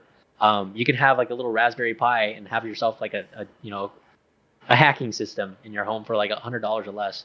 And man, these kids, they're at home, they're at school, they're studying, and with ChatGPT and like just their free time, man, can you imagine the genius that it'll produce in 20 years? Like that is absolutely insane. There's kids that I think in Brazil or South America, um, somewhere there's like high schooler or like a 18, 19-year olds, you know, basically a child still. Um, they hacked a bank and like it was like unlimited money for like people with ATM or something like that. I can't remember. Or I Wow. can't remember if it was that or they like stole money and started handing it out. And people were like, like a what is it, Robin Hood? Yeah, yeah. Yeah. And I No, think he went to prison, and I think someone hired him or something like that. hell yeah, dude. That I mean that's how it should be, especially if you're like a kid and you Yeah. do something super fucking ingenious. Like yeah, there's a show I used to watch called White Collar, Uh-huh. and that was basically about that. It was this dude who was like this master forger, counterfeiter dude, and the FBI ended up hiring him. And I think that's the same thing with the Blacklist. And there's definitely a few shows that sort of echo that, like, oh, there's a bad guy and he does bad things, but then he's actually kind of smart, Yeah. and so we should probably hire him to do our thing. Yeah, 20 years. Like, so I have a 2-year-old and a 4-year-old. So my kids are going to be in their 20s, so in 20 years from now, and I'm picturing because my son, so he sometimes plays like Zelda Breath of the Wild on the Switch, Uh-huh. and at 2 years old, like he was like, have you ever played Zelda? Yeah. On GameCube. Okay, on the GameCube. Okay, so you kind of get it. So in Breath of the Wild, there's like a bunch of shit you can do. You can like switch to bombs. You can, you have a menu for items. You have food because you have hearts Mhm. and all that stuff. And he could do all of that. He was like intuitively knew. 2 years old. He was like switching to a bomb. He was like throwing it at things. He was getting it out his axe, cutting down trees. And Uh-huh. I was like, dude, what is going on? He's like running, like Yeah. looking at things, like clicking, teleporting. It was just confusing. I was like, dude, I feel like an 80-year-old who's like trying to like use a remote and be like, I can't wait, my channel. Where's my channel? You gotta press the input button. What? Input? Like that's how we're gonna keep up with it, right? That's what we think. Uh-huh. But it's like these kids that are just like growing around it, they're Yeah. just gonna be just different animals. So I think you're right about that. It's crazy. I'd never thought I would feel like a boomer. I mean, we're both in tech. I like a boomer memes. I feel like a boomer meme. Like sometimes I'm doing stuff. I'm like, man, I feel like an idiot. You know, it's Yeah. crazy, man. Yeah. Well, I mean, I hope hopefully Chat GPT and the Neuralink comes in, and then yeah, that's a scary one. What do you think about Neuralink? I think we were just talking about this last night. Some of my friends at work, we were talking about how like it's just gonna be like if I want to like learn certifications, just like put it in my put it in my spine, put it in my brain. Yeah. I don't know. I think a lot of people are scared to experiment with those types of things, like have stuff in their bodies and stuff like that. For me, I just don't care. I'm a very like curious guy. If I have to basically be impregnated by AI based like technology that tracks me, that allows me to to have a centralized basically storage system, transfer system, all that stuff, then I think that'd be cool. I want to beta test that. I want to be like Oh shit. I want a beta test to go to the to Mars, but I won't be able to. So there's a lot of things I want to do. I just want to try, but it's easier for me to do that because I don't have a family. I don't have kids. There's nothing else for me to worry about. It's just me. So for me to say like, oh yeah, that's awesome. It doesn't. If it ends up being deathly, if it's for some reason, somehow, some way, or invasive, it's just me. Um, Whereas for other people, they have to worry about their entire families. Like it's so intrusive, you know. Yeah, no, you're right about that. Family is your greatest strength and your worst weakness, dude. It's terrible. When you think about like, yeah, when I used to think about like death and Mhm. stuff, it'd always be like, oh, what's gonna happen? Well, like, am I gonna experience this? And then I'd obviously like have a little brain meltdown because I'm like, oh, 100 years are gonna go by, and then I'm gonna rot, and then 1,000 years, 10,000. And then I'm like 500,000, a million years, a billion years, oh, a trillion years. So I was like, oh, like, and I was like, blah. But now it's like, it's all kind of like, okay, what's gonna happen to my kids? Like they're not, like I need to instill this into them. I need to teach them this. I gotta make sure that I keep going and to stay alive in order to. And then I'm like, I'm totally after I've like sort of passed on what I need to do. Like I'm like, okay, like it feels like a weight off my shoulder because I feel like I Um, just don't care past that point. I'm like, whatever, dude. I don't care. I'll dive into the great beyond, but as long as I pass that on, and that's a really effing weird thing, and that's not something you can really experience without being a parent. And it's mhm. just kind of a creepy thing that was just like implanted in my brain. That was just like boom, switch is on, and now I'm like, I'm in parent mode. It's like I don't know. It's a fucking weird, strange thing that sort of happened. So you're saying like your mindset pretty much evolved from like egocentrism to like your kids are like literally you're always thinking about how to impact them, or is that what you're saying? Yeah, like constantly, like that's like the thing that yeah, it permeates my entire existence. It's like whenever I do anything or think about anything, I'll walk by like like a suitcase or something. Like, I wonder what if they're gonna have like a core memory with this thing when they're like in eighth grade, or if I'm having conversation, or if I'm being angry or like yelling or being like annoying or something. It's like I wonder if they're just gonna remember this, like I do with my parents when I was young. And then I'm like, oh, I gotta tone it down a little bit or be like more nice. Mhm. Uh, yeah, and the other weird thing that parenthood does, it puts your childhood in perspective. So like I have memories of me, you know, 3, 4, 5, 6, 7 years old. Stuff happened, but now I'm experiencing my kid. I'm like, dude, that happened to me when I was that young. It's like I'm looking at a being that's young. I could never imagine like what I must have felt like, because to me it's like normal. Like I'm sure, like to me, I was like, I never knew if I was traumatized or not. I didn't never felt like it. I was like, I just felt like everything was normal. It's just my life. But then experiencing children and understanding how it is, I was like, dude, that must have been terrifying, or that must have been, just really like I can't believe some of the stuff that happened to me as a kid now. Mhm. And yeah, it's like this weird, I guess, like I don't know, like it's probably intentional. I would assume in a programming that you have this like data package waiting to download your firmware update. Uh, It's like as soon as you have a kid, your brain's like download, and you're like and you're just like it's like weird. Yeah, it like changes you in a certain way, but it's like very difficult to put words to the whole thing. That's really cool. I look forward to that. I think as we were adolescents and then teenagers and then, young adults, I think our mindset, slowly changes. When I was in high school, I can remember I can't wait to get my first car. I can't wait to get my first car. I got my first car. I can't wait to get subwoofers and speakers. Got subwoofer speakers. And I thought they were so cool at the time. And then like now, fast forward, I'm 26. I mean, they're cool. They're all right. It's like I can't believe I wasted my money on that. I really don't care. And then back up a little bit before I'm 26. Like I can't wait to get my own place. I can't wait to get my own apartment or my own house. All these like different priorities in your life, they change. And then I can't imagine. I don't have kids. So I can't imagine going through that constantly. Just constantly evolving your mindset, and then having a kid and having a family too. Because you don't just have children; you have a family. You know. Yeah.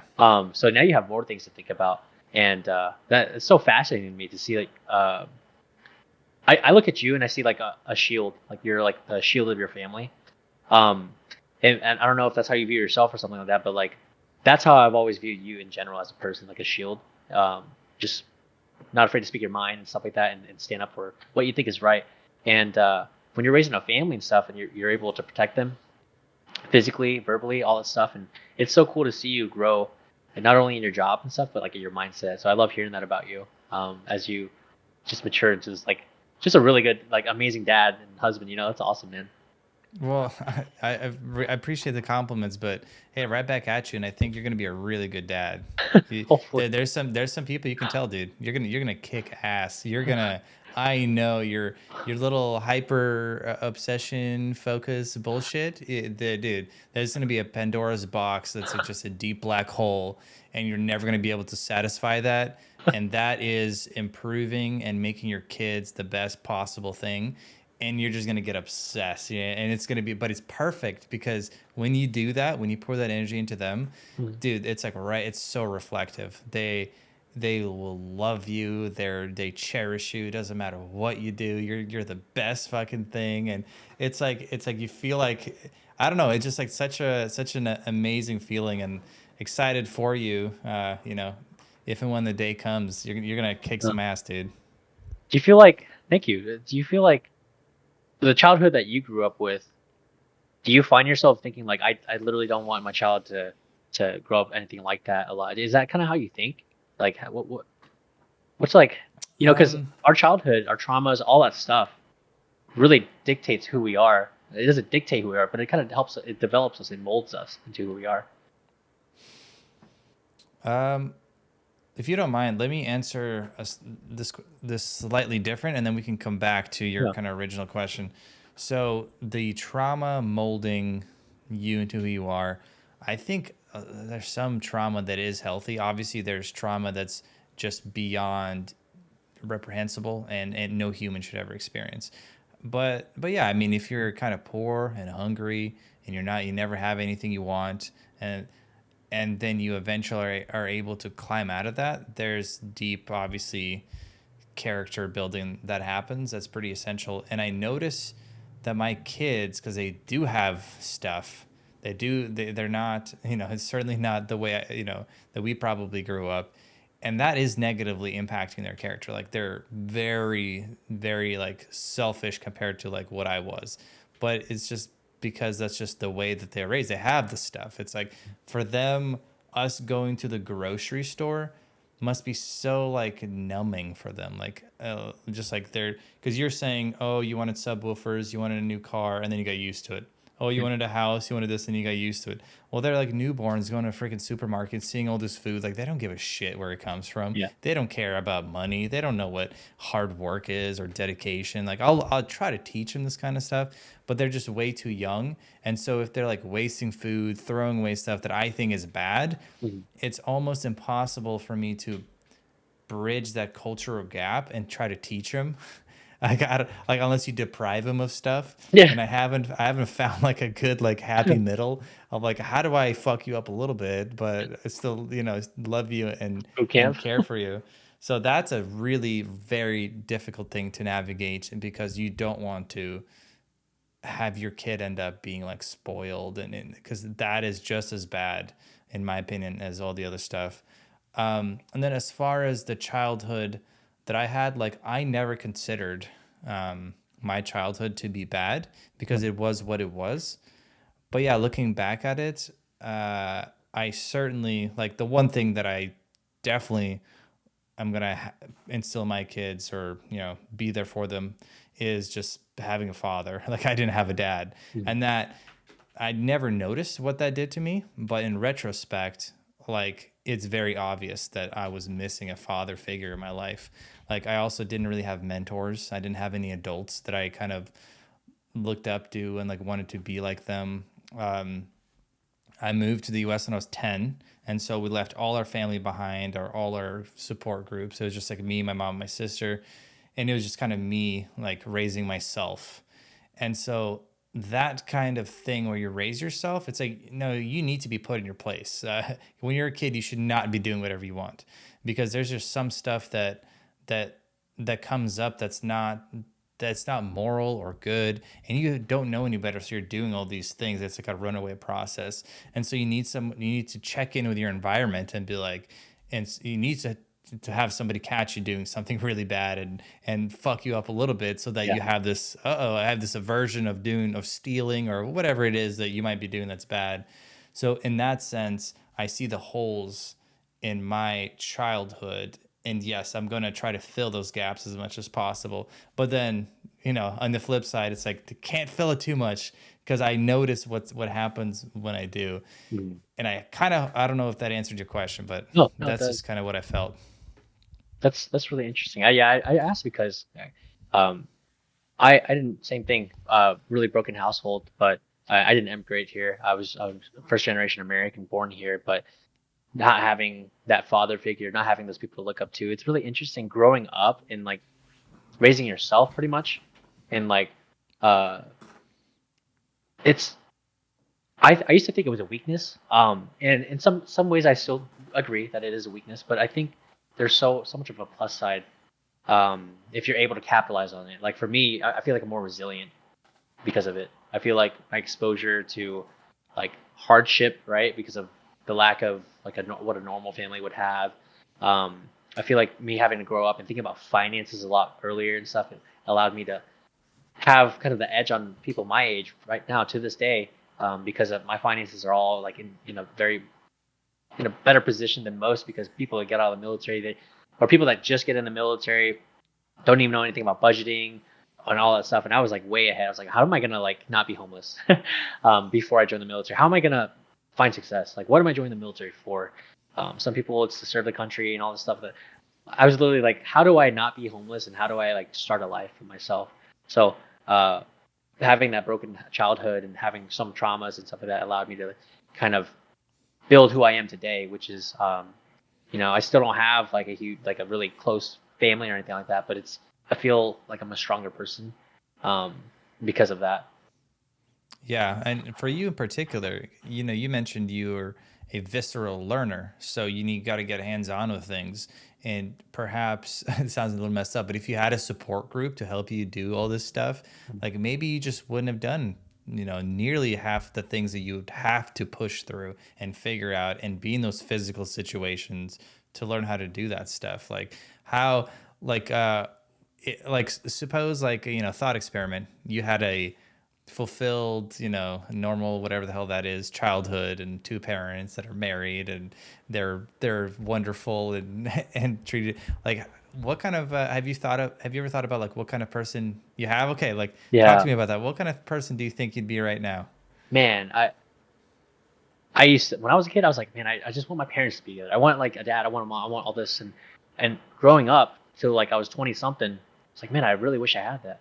And then I think about it, I'm like, man, it's like that. What is it, a paradox or whatever? When you go back in time and you like change something, and then Hmm. changes the complete outcome of everything else, like that ripple effect or whatever. The The butterfly butterfly effect. effect. There you go. Yeah, Yeah. yeah. Um, I think about it. I'm like, man, if I would have had like everything I wished for, everything that I prayed for as a kid, I probably wouldn't be where I am today. I don't know if I would have ever joined the military.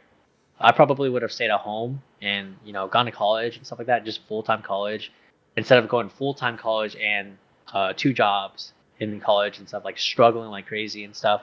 Um, I probably would feel less stressed and less like anxiousness and more stable like emotionally.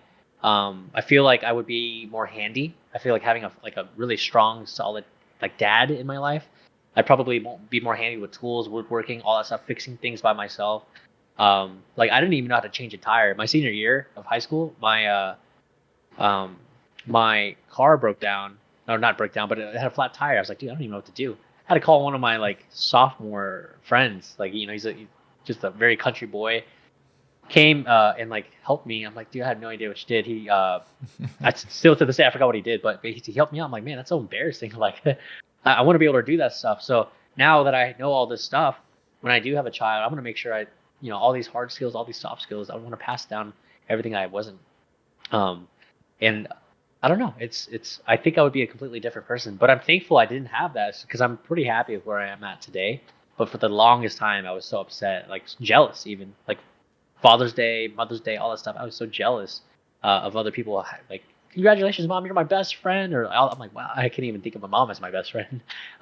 That's scary. What was the dynamic of like your childhood? You don't have to get into like details, but like yeah, what was the overall theme? it was it was very like, I'm sure my mother loved me, but I think she has like mental issues and stuff, like bipolar disorder and like narcissistic like compulsion and all that stuff. Because she was the type of person that I loved because she was my mother, but I never wanted to be around because I was always on edge. Like, am I gonna get in trouble today? Like, did I do something wrong? Um, and she was pretty abusive and stuff. But whenever I would try to at the age where I started getting friends and stuff, I'm like, dude, my mother's crazy, and like, I'm so sorry. Like, we'll just keep her mouth shut, say hi, like, be respectful, and then go to her room. Then I'd bring the friends over, and then she would be completely different. I'm like, man, who is this person in my house, in this house? Like, and then she would treat me differently too. I'm like, wow, I want more friends over so I could be treated like this. It was like that. It wasn't very, it wasn't awesome. It wasn't awesome at all. Right. It was like authoritarian type of thing where, Yeah, yeah, yeah, that'll get you to like people please. At least it did for me. I had very authoritarian upbringing as well, where like I couldn't behave in any way other than whatever, the powers that be. uh-huh. I'm not gonna throw anyone under the bus. I'm Yeah, sure my yeah, mom might listen to this or not, but yeah, it fucking sucked, dude. I wasn't able to like express myself in a lot of different ways or like do so. I was always just afraid, and I think through that I started to like manipulate and like lie because I didn't want to, like, if I like break something, I try to hide it because it just wasn't where I was like, I'm probably just scared, honestly. I was yeah, like like when I say manipulate, it's like, to me it sounds so bad, but I was like, dude, you got to give yourself a break. You're like 4. I yeah, remember just core members at 4 or 5 years old, like hiding things that I broke, a glass. I'm like, oh fuck, I don't want to get fucked up right now, yeah. and like, uh, and another thing I think being raised like perhaps like we were is it makes you like have a lot more empathy perhaps towards other people, right? Because like people like think about uh the the stereotypical American person, like they're like treating people that are foreign almost like they're aliens. They're like, oh wow, you speak so good English, good So job exotic. buddy, like huh. But they have no, oh yeah, so exact, dude. I got that's funny you say that. I used to, because like my name is Sergey, right? Uh, And it's still spelled fucking weird. It's a different name. My skin's brown. And every time I was like a server, I had my name tag. People be like, "That's such an exotic name. Like, where are you from?" And I'd always say my local hometown. I'd be like, "Oh, I'm from Everett," and they're like, "Oh no, I meant like, where are you really from?" And I'm like, "You fucker! Like, you don't even know me. You're lucky I was like, you're right. I wasn't born here. You piece of shit." It's like I was like, "All right, dude. I'm fucking." Was born in uh, Ukraine and lived in Moldova, but yeah, I got that all the time. And I am what I really uh, enjoy about my friends that did have that like nuclear family is just their confidence with shit, dude. Like I was at the zoo, and this dude that we were there with, he's just like this like normal nice dude, I had 2 parents. It just, but his just confidence was like, oh, they're out of ice cream, and he just goes to the front of the line. He's like, excuse me, ma'am, we didn't get our ice cream, and I know that you guys are closing soon. And he just like talks to him, and they like give him free shit. I'm like, how did you do that, dude? yeah. He's like, I would have went back in line. I would have waited and been like, oh, I wouldn't have said shit. And I was Good. like, that's, and that kind of stuff kind of inspires me to be more like that. Cause I'm like, okay, the world didn't end. Nobody yelled at you. That was actually a pretty cool thing to do. Yeah. And then the other thing is like, um, I had a friend that I was supposed to do a podcast with, and he canceled on me because he was busy doing something that wasn't. It's just like, oh, I just had a little too much on my plate, like and can we just reschedule? And I was like, dude, like, I would have made sure. I don't like if something happened, my fucking my car blew up, I would have still been there. Yeah. But that's not healthy. That's It not isn't. fucking healthy. It's. And It's normal to I'm us. jealous of that too. I'm like, dude, how do I get some of that? Mm. Yeah, it's super normal to us because it's like, dude, I feel guilty, like guilty, if I don't like show up to whatever, even if yeah, like same thing. So it's funny that you say that. I actually got in a car wreck. Well, not a car wreck. I was driving and I was trying to pick up my friends to take them to like 2.5 hours down to New Orleans to for the airport. And I got into like a fender bender. And when it happened, there's a truck in front of me. He was there for a while. I was pulling up kind of slow, and then I started coasting, and then to a stop. And the truck was about to take a left turn, but instead of going left turn onto the main street, he went like kind of like this. I was like, that's kind of weird. I thought maybe he had his left blinker on, but he's going right. So I went to replace his spot that he left, and I wasn't driving fast or anything like that. Well, he decided to reverse back into where he was stopped at to try to make a decision. And I drive a Tesla, so I'm trying to flick this stupid switch thing like up. It's so dumb, man. I hate it so much. I'm like flicking it up, and now it's in neutral, but it's not in reverse. And like I'm so upset because I'm like trying to flick it up, like these hand-eye coordination. I'm flicking it up and it's like in neutral, and I'm trying to reverse, and then the truck hits me with his towing hitch, and I'm like, oh no, and like most people are probably like, my car. No, I was like, the airport. I can't go through with this. Like I can't like if there's a lot of damage, now I'm gonna have to call the police and wait for the police to show up and do all this gather information. I'm like, dude, I have to take these guys to the airport. I'm gonna be late, and that's all I was thinking about. So when I got out of my car, I'm like panicking. I don't even care about the damage. Like I don't care if he hit me. Yeah. I look at the guy. I have a video too. I look at the guy and I'm like, hey, are you good? And then he's like, are you good? I was like, I look at the damage. I was like, he's like, there's nothing there. Are you good? I'm like, yeah. I shake his hand. We give each other a hug, just really simultaneous. We handshake, and then a hug. And he goes on about his day. And like that was a company vehicle too. And he was kind of like flustered when that happened. He's like, no. And I'm like, no, airport. And that's all I could think about when I was driving. I was like, that's not normal. Like I think a lot of people would pretty get upset for the ownership of their possessions. But for me, that guilt, constant, like, no, I said I was going to do something, and if I don't do it, my butt's going to get beat or something like that. It's just forever staying with me. Same thing. Another story doesn't have to do anything with cars. It's actually when I was little, I used to do the same thing, just lying all the time because I was so scared of the consequences of telling the truth and then getting my butt beat or something. Or the shame, the guilt that they pushed. Well, when I was a kid, we had a dog, and those. Sorry for being disgusting, but those farts where like you fart and you accidentally poop. Well, a shart. I did that when I was an adult. Like I think every adult does that, at least like once, every 10 years or something. I've done it twice, unfortunately. No shame, but when I was a kid, a lot of shame. I farted and I pooped myself. I'm like, no, like we didn't have that much money, so I'm like, no, like new underwear, and but I was outside. I took my shorts and I like let my poop fall through, and it goes on the sidewalk, and I'm like, oh, just blame it on the dogs.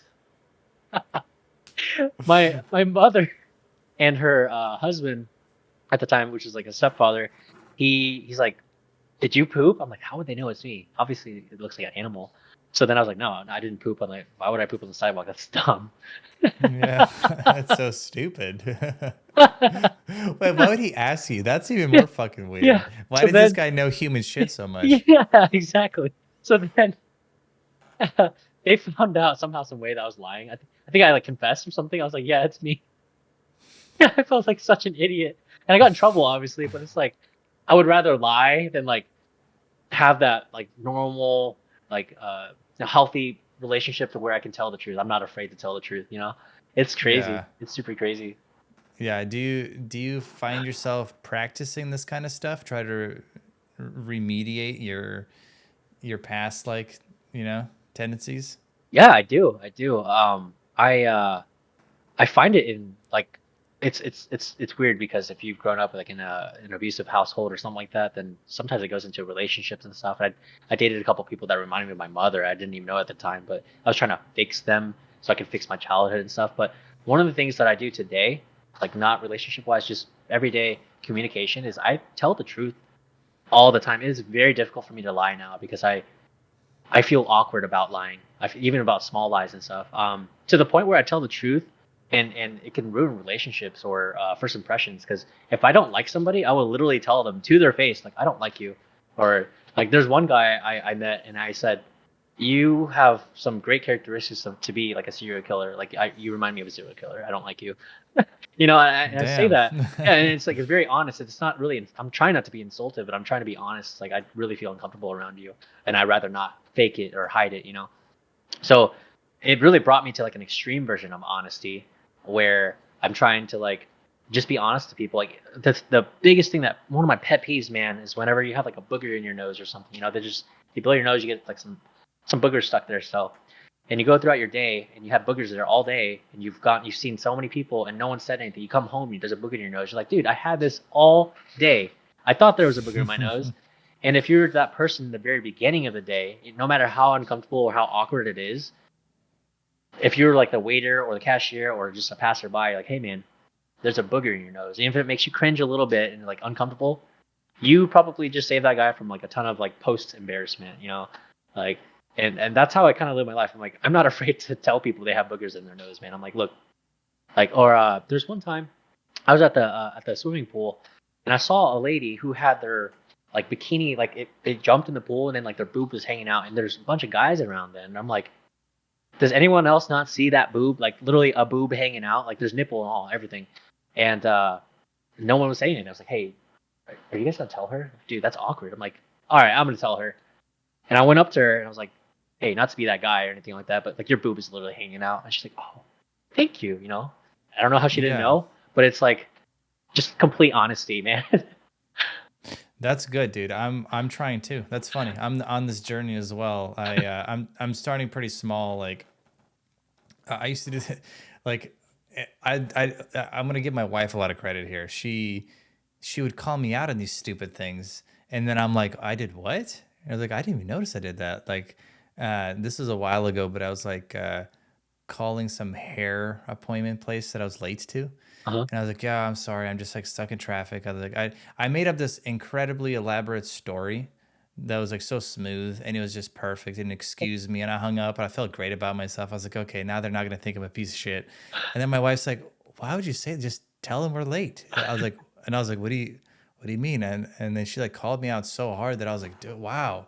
And like, I didn't even understand what I just did. I was like, oh, I was like, I'm just doing that. And then I do some other small things. Like if I get a coffee and they give me the wrong order, I'll Uh-huh. just drink it. But now I'm trying to be like, excuse me, you messed up my coffee. You know what I mean? Like, but like I would never have done that in the past. I don't care what it was. It could be fucking poison. I'd be like, thank you. I'd just drink it Yeah. and go on about Yeah. my day. That's pretty funny. We're going through the same sort of journey. We kind Yeah, of that's funny. identified it. We're like, this is the thing.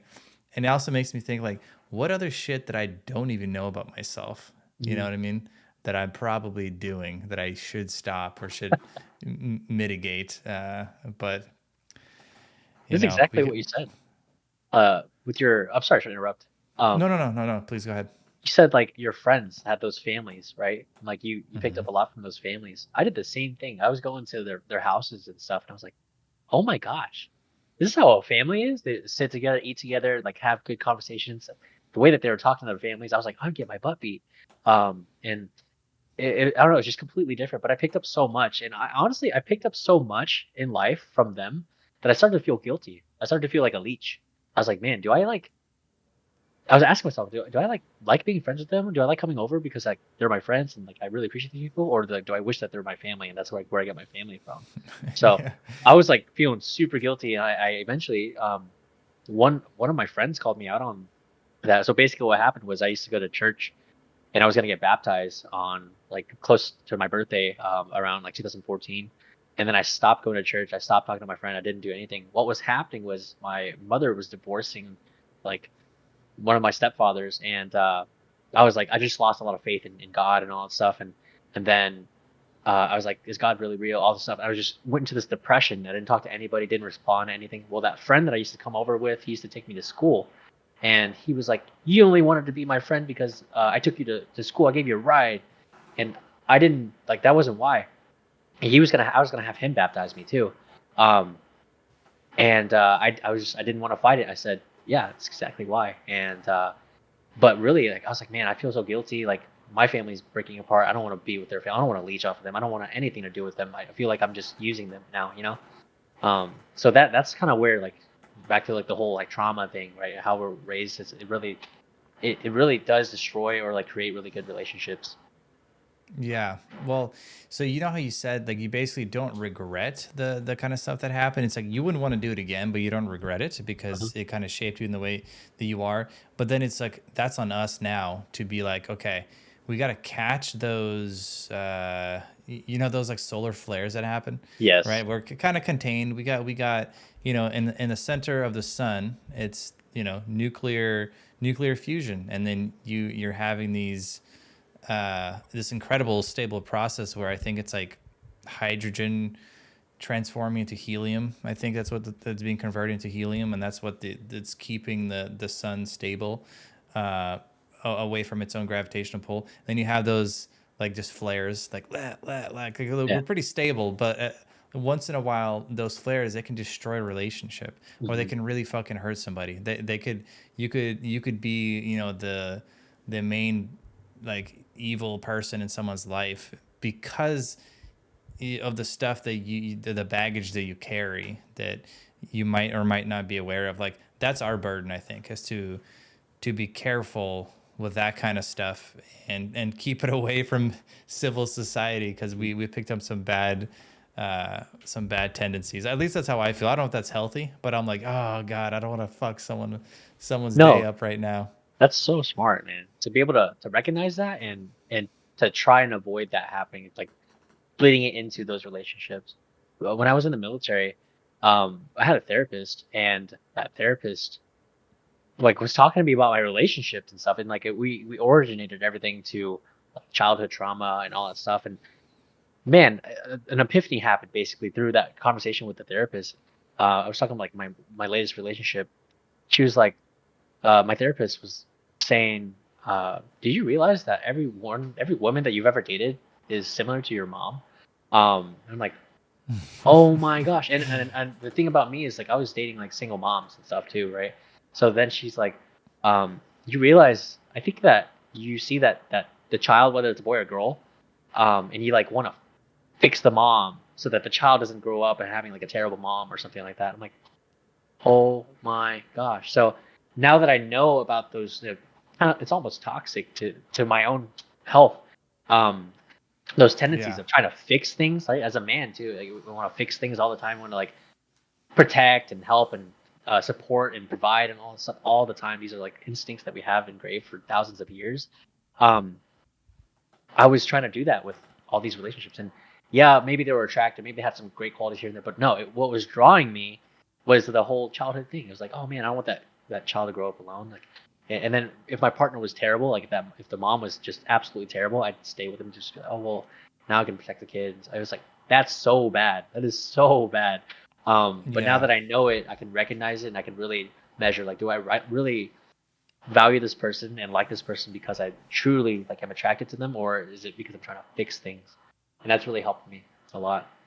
Yeah, and that's not healthy if you're coming at it from that angle because to be you've alluded to this, but you just need that interpersonal relationship first and foremost with that individual, and everything else, all the baggage um, or trauma that they might have or whatever, or family or their kids and stuff, that's part of the package. But first and foremost, you have to have this bond, this connection, and it has to be mutual. So Hmm. they have to be bonded and treating you in a sort of healthy way as well, because if they're like your mom and they're treating you in all these negative ways, and you're like, hey, I recognize this is what's happening, you're open and honest and communicating with them, but then they're not capable at that moment in time to sort of overcome that, or they don't want to, or whatever it is, well, that the outcome of your relationship is going to be a net negative, and that's not good for anybody. It's super unhealthy,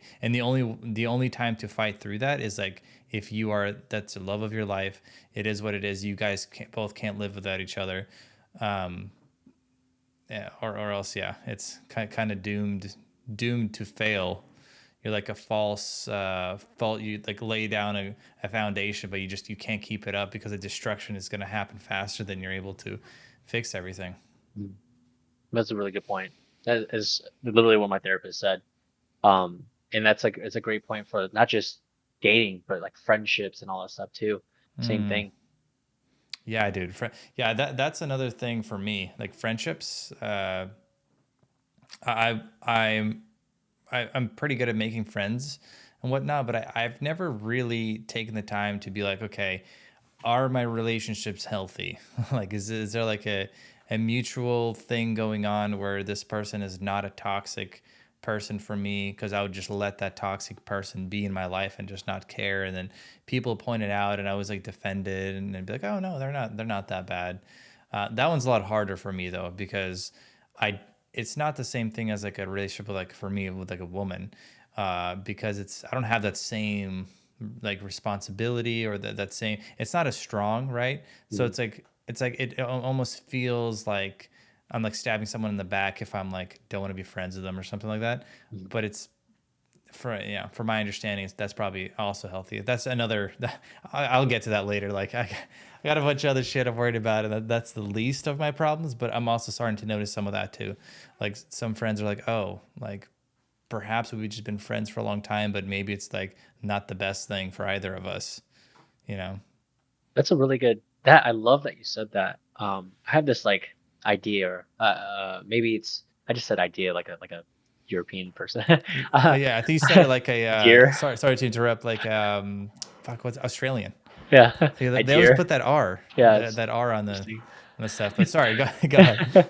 I have this idea of it's called like for me I call it like the concept of convenience.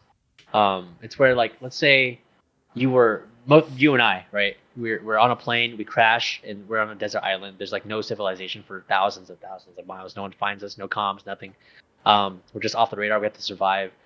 I think that the likelihood of you and I, like even if we're both straight male, like strong in our beliefs and all that stuff, um, I think that the possibility of you and I having not just a friendship, obviously like, we're just strangers, but uh, a relationship, like dating, like that type of stuff, that romantic thing, I think that the possibility is high because like if you're just away from civilization and all that stuff, and all you have is each other, it's convenient for you. Like there's no Mm, reach out for you for like the opposite sex or anything like that. So like even if you're married, both of us are married, like we're stuck on this island 10 years past, all of our hope is gone, and all we have is each other. Um, the concept or the idea is that like in 10 years like we're dating, we're married or whatever, we're like established a romantic relationship together. Let's say somehow some way 20 years from now of that moment you get rescued, you go back to civilization. It takes a long time for you to get kind of settled mm, back in, but then eventually maybe you like love each other, but you and I fall apart because we're back to the conveniences of like real life and stuff. You're uh it's kind of like how in elementary school, middle school, and high school, you go to school and you have like your friends that are in the same classes and stuff like that, or people date in their classes or in their grade, and then they go off to college, and those people that were dating, maybe just elementary school sweetheart, high school sweethearts, stuff like that, they go off to college and then they either cheat or they just like break up. Um, I think it's because it's so inconvenient, but they were conveniently there at the time, like they like each other. And then you go into another pool of people where you have more sample sizes to choose from, and now you realize like, oh, I really don't like this person. I liked this person before, but now I'm exposed to other things that now I didn't know I didn't like, or just a larger pool of selections or opportunities. And then the convenience is gone. You're inconvenient to me. I'm going to something that's more convenient. And I think that's kind of how I chose my friends for a while. So like for me, I'm an introvert, but I have extroverted social skills. I can talk to anybody. I can give presentations. So it's an adrenaline rush for me. I love giving speeches. I love persuading people. I love. I want to sell. I want to actually go into like sales or something like that, cyber sales. Um, mm.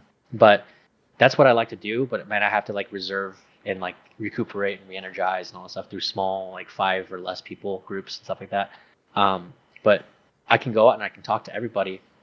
But now what I do is I try to find like the most inconvenience. Like I try to find the fun in the inconveniences now. Like when I go to restaurants and stuff now, I it's kind of weird, especially doing it in 2023 in America because that's not how our culture is. But I'll ask people, "Hey, is this seat taken?" Usually I do it to older people. They're more open to it. I'm like, "Hey, is this seat taken? Can I sit with you?" Man, I have the best conversations ever. The best conversations ever with people on planes and stuff. When people are just kind of keeping to themselves, I try to talk to people. I try to gauge whether or not they're gonna be annoyed or like they want to sleep or something. But it's super cool now that I know all of these like childhood traumas and kind of weaknesses. I can use it to my advantage to create great relationships that are based on like really good foundations.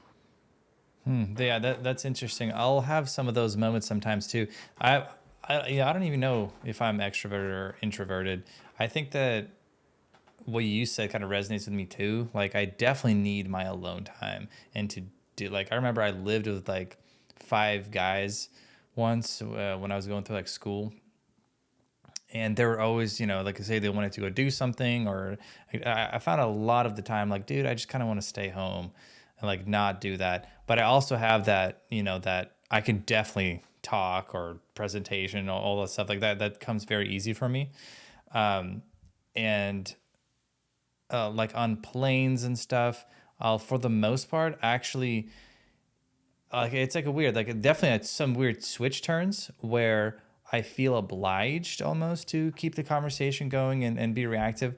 Where what I really want though, I think, is for the most part to keep quiet.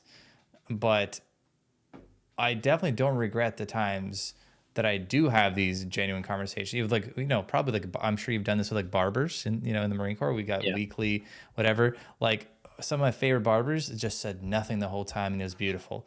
But then other times, like you just get into it and I'm like, man, this guy's fucking cool. Like, Mhm. wow, what a fascinating, interesting story. And you're just sitting there cutting your hair and you guys are bonding.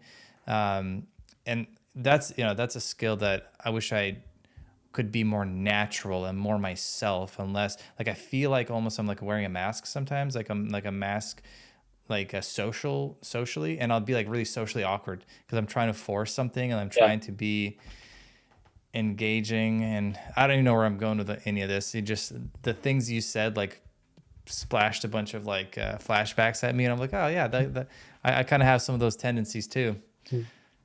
And I think a lot of people they classify like introvert or extrovert version to be like, oh, if you're introvert, you hate people, or if you're extrovert, you love people. And I think it's so much more to that. If you really dig into like the definition and like how the personalities are, it's really just how you get your energy. Like you can be uh an introvert who is like amazing socially, like amazing, just great presenter and everything like that, but your energy level goes down so much when you're in those parties or gatherings and stuff. Oh It's like yeah. it's like introverts usually they have the tendency like of going to a planned gathering. Like you could plan 2 months in advance. You know you're going and you go and you're like there, you're like, oh my gosh, I wish I hadn't gone. And those are kind of the tendencies that go there because it's so draining for you to be in those situations. But let's say you're in a like a group of 4 or less or 5 or less. That smaller group, it's more intimate. It's less noise. It's less like exhausting. Mm. And those introverts can like really get their energy back from those small groups. So for me, being an introvert, being able to talk, I can like I went to Buffalo Wild Wings for to watch UFC, and I made a friend who uh now is on my Facebook and stuff like that. I just go and I'm like, hey, just seat taken, and I start talking to people, and it's so fun. But man, when I go home, I sleep so well because I'm tired. I'm exhausted emotionally, physically. I'm like, oh, that was draining. Um, so it's really interesting because I think that I would say that you're probably an introvert with great extroverted skills. Like to be able to talk to everybody, like at a presentation, like do you probably give like presentations sometimes on Teams or something like that? Yeah, yeah, Yeah, all the time. yeah. And for me, that's fun. I love doing that stuff. But man, I get tired, because we're probably planners. We're like writing notes down and all that stuff. Like, so you're not reading from verbatim. Try to make it interesting for people and stuff like that. Well, that's how I am, but man, it is completely draining. But I think I would like to do that for work. It's very dynamic and it sounds fun to be able to like, oh, go with us, buy our cyber tools and stuff. I don't know what they do. No, I dude, I actually, that's funny you say that. I also think that sales would be like, I was always a pretty good sales person. Like I worked, the only kind of sale thing I ever did was I worked at the movie theater and we introduced a new membership card, which wasn't a big deal. But I think I'm still in some, like, I hold the record, I believe. I sold like over 100 things in like one day. Wow, And yeah, people, I think during their training things, they like have an example of me or something like that. I don't know. that's so I don't know what it cool.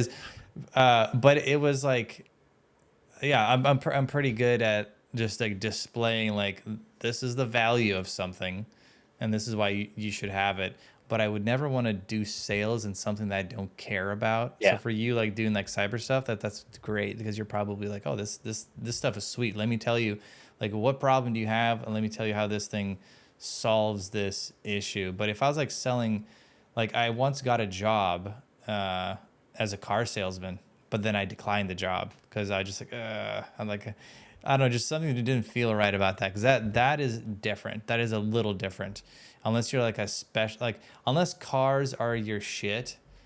But cars weren't my thing. Like I didn't really care. I just thought it'd be good money.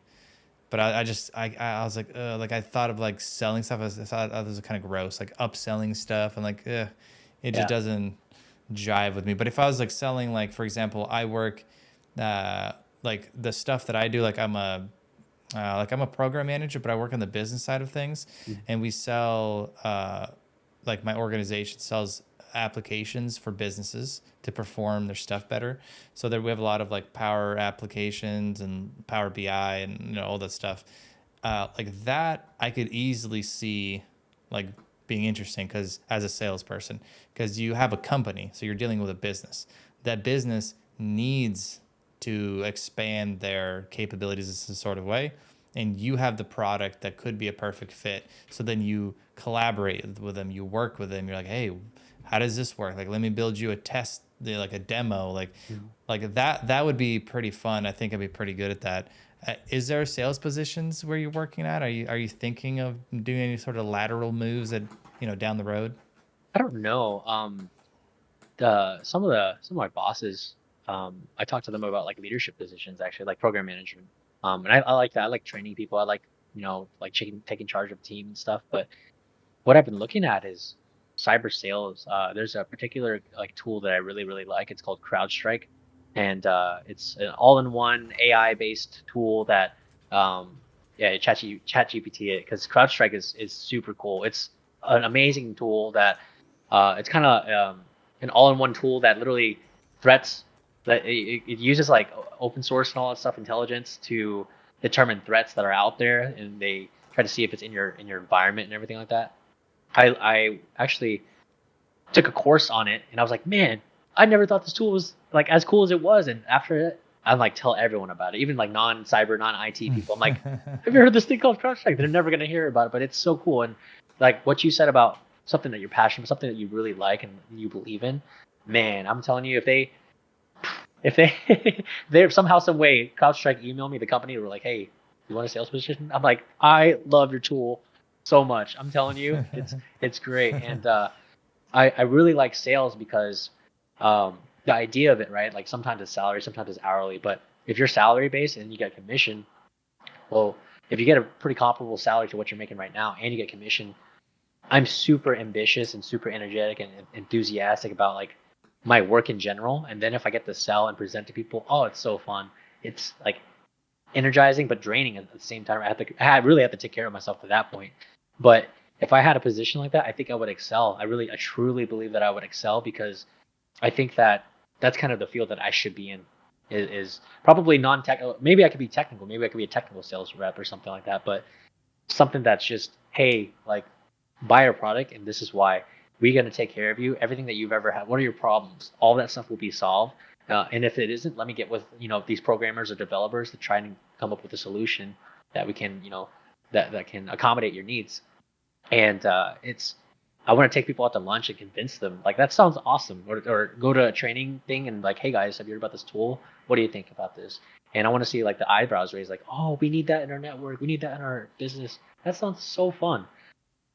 Yeah. Oh yeah, dude. I've been in a few customer calls because like it's just kind of part of the job was sometimes that I do. And I ran this program once as an executive sponsorship program. And it's exactly what it sounds like. So basically you take a Microsoft executive that represents our business or a particular product, and you bring in the customer executive, like the CIO, the CEO, or whatever, and then they have like these grand conversations about the product, how it fits in their scope, uh, and it's especially exciting when you know that you have a product that's badass, and you're just like, I can't fucking wait for you to tell me some problem, and you're like, oh yeah, you got that problem. Well, look with it, and you do a demo, and they're like, and then you see the lights, like, oh, this solves everything we're trying to do. I see the ROI, like you see the cash signs, like ching ching, and I'm not sure if perhaps you are aware Microsoft bought like half of OpenAI, Mhm. so we've already. I might need to cut this out later, but or let me. I'm going to cut that part out, and I'm Yeah. going to rephrase this. Um, and we're looking to implement these kinds of capabilities Uh-huh. into our into all our products that we sell. So all the AI stuff that we're kind of playing around with and we've discussed is going to be like native to Microsoft products like PowerPoint and Teams and Excel. Wow, that's It's good. it yeah, it's going to be like I can't wait for the days to be like instead of like I don't know if you've ever another plug here for Chat GPT. I might literally cut this out too because I've literally done this like five No times in worries. different podcasts. No But worries. one of the main things that I use this for Uh-huh. is to take my abstract mind Uh-huh. and convert it into something productive. And here's what I mean. I've been trying to study physics a little bit. And by the way, your camera went black and white. Just Oh, FYI. I don't know. hold on. Yeah, no problem. Do yo thing. There it is. Okay. Cool. Weird. Yeah, that's strange. 'Cause I'm Um, using a mirrorless camera. oh, nice. Yeah, me Yeah. too. I've got a ZV-E10. What do you got? Sony A1600. A1600? Yeah. Oh, nice, dude. I got two cameras because I do a live podcast, Oh, so cool. I need two angles Oh for me yeah, I and the saw person. that. Yeah, I saw that. Yeah. So I have a A6400 and a Sony ZV-E10. The ZV-E10 is badass. That's really It, good. yeah, it's specifically meant like it's got like it's literally just plugged into my laptop and it's meant for streaming, so it's all perfectly set up for it like out of the Wow. box. I didn't have to do anything. There's just a setting. You go to menu, you go to stream, and then you plug it in, and then now it's just an available input to whatever you're using. One of your episodes, I think it was the first or second one. I thought that person was in a. I thought you were doing remote podcasting, and it took me a while. Then when he passed the whatever it was, he passed it to you to smoke. I was like, did they time that? I thought you were smoking as well. He was smoking, and then I'm like, no, they're literally right next to each other. I'm a fucking Yeah. idiot. Well, so that one's not public, and Oh, because of the smoking, and oh, okay. obviously, like I'm not like I haven't decided like at which point I can just like be fucking Joe Rogan up in this bitch and just like be totally open and honest. I'm like, yeah, dude, I smoke weed all the Uh-huh, fucking time. It uh-huh, makes me a better person, and I can go into that too. uh-huh. By the way, a lot of this introspection Mhm. came directly after I started ingesting cannabis and marijuana. I used to Oh, be way less social, way less introspective, way less empathetic, way less.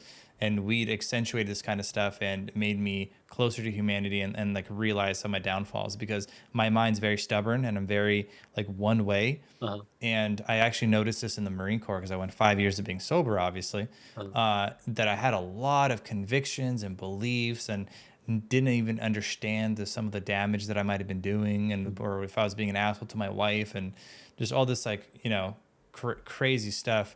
And um, and then I smoked weed literally day one, dude. And I just but like I was just getting slapped in the fucking face of all the bad things that I've done, of all the things that are Wow. my fault that I blamed on like other people, and it just fucking melted me, dude. It took me so long to recuperate, and I just like okay, fuck. I was like, okay, I know this feeling. I've done this before because I started smoking when I was 19 and I had really strong aversion to meeting people because people make fun of my name. They'd make Oh, fun of Serghei because we're yeah, kids. Obviously, you're yeah, gonna be like, yeah. oh, you have Serghei, and so what that made me do is not want to meet people. And so in social, particularly parties, I didn't go to parties ever in high school. I was like, fuck that. I do not want to meet people. I don't want to be in front of them because the first fucking thing every time when I introduce myself is somebody make fun of me or someone point that out and be like, huh, Yeah. huh. And so, but that really, because I had really low self-esteem. So that hurt me so bad. Mhm. And the first thing you do when you meet somebody is you tell them your name. And so it was terrible. It was like this fucking thing that really fucked me up. 19 years old, smoked weed for the first time. That literally, that whatever the fuck constriction I had Uh-huh. melted. It disintegrated. That one time I smoked Wow. weed, did disintegrated, and then never again like felt that. And I was like, oh, Wow. I was like, that's strange. Like like a shack, like it just freed my shackles. And I was like, this is fucking weird. And then there's probably some stuff about that where like, so our brains literally have a cannabinoid receptor. And so when you smoke marijuana, these cannabinoids, they essentially attach to your brain receptors, and you're able to perceive information differently than you are. So I would not put it past evolution and the intelligence behind this design, which I think there's probably some sort of design. Uh-huh. I'm an atheist, but it makes sense to me that there's some sort of intelligence. Mhm. Wouldn't doubt that we kind of co-evolved, and we kind of saw a benefit to marijuana, to DMT, to all these other weird. It's like conveniently we just have fucking receptors for all this shit that attaches and expands your consciousness and makes you more empathetic and be a better person. But anyways, dude, that was a really long Oh, that's side good. tangent Uh, on weed. But yeah, that podcast is like super unedited. It's just us facing each oh, other. I didn't like time any of the thing. yeah. Literally what you're seeing is just the whole thing. Raw. We This just is raw. it was raw as fuck. And yeah, we were sitting Wow. right next to each other. And yeah, we were smoking, drinking the whole time. We like paused halfway through, went to play ping pong. I got ping pong table downstairs, play some darts or whatever the Uh, fuck. Hung out, watched some TV, and then came back and then did the podcast. So uh, um, yeah, I don't fucking remember what the point of any of that was. yeah. I forgot. And I then forgot that those videos are like listed to people who have like your link or whatever. But yeah, I was watching them. I was like, oh yeah. But yeah, like I said, I was like, whenever he passed it to you, I was like, they just timed it. They timed it. yeah. No, that was no trick, sir. That was genuine. Yeah, in person podcast. But yeah, that's right. We were talking about cameras. Cameras. So yeah, ZV-E10, Sony A64, and this is when you pick up your content creation again, which you need to do. By the way, I am imploring you to Okay. do that, because one, you're already amazing at it, and all you do is post like Facebook stories and like some videos. Mm. I've literally always loved them, and I watch all of them. Like it's, and I'm sure a lot of other people do as well.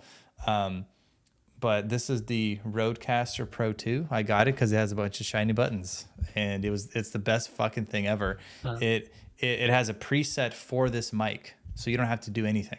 okay. You just plug in the mic, you click the preset, and then it perfectly fucking. Wow.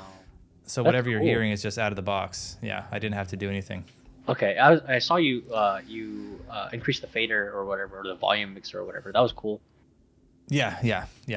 There's like, dude, this thing's, we can certainly go through the different Mhm. things. Like I don't use Half of it. 99.9% of them, but you can do music on this thing. It's Mm. like, I know you sing and play music. Yeah. You can do Bluetooth inputs. If you're like calling Wow. somebody, that can be an input, and they're all different tracks too for audio. So, and I have like a second mic over there.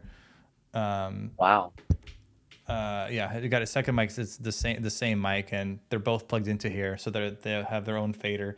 All these buttons, they're all customizable and programmable. You can Um, make like voice effects or noises, or you can do whatever the fuck.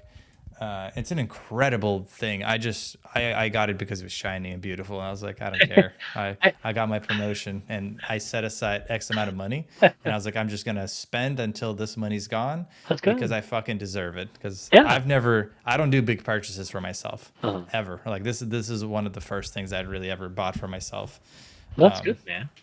You deserve that, absolutely. Because when I saw that there's two SM7B mics, I was like, okay. And then when I connected that you're like physically both there, I was like, wow, holy cow. Yeah, That's awesome. I got my setup. I don't know if you ever travel, if you ever get a job at Microsoft or something selling our software or whatever, That'd be cool. and you're down here in Washington. If I'm still here, God knows. I don't know. Uh, Oh, the only other place that I consider moving to is Austin, Texas. okay. That's because we get no fucking sun here, and it's Oh, I hear it's depressing.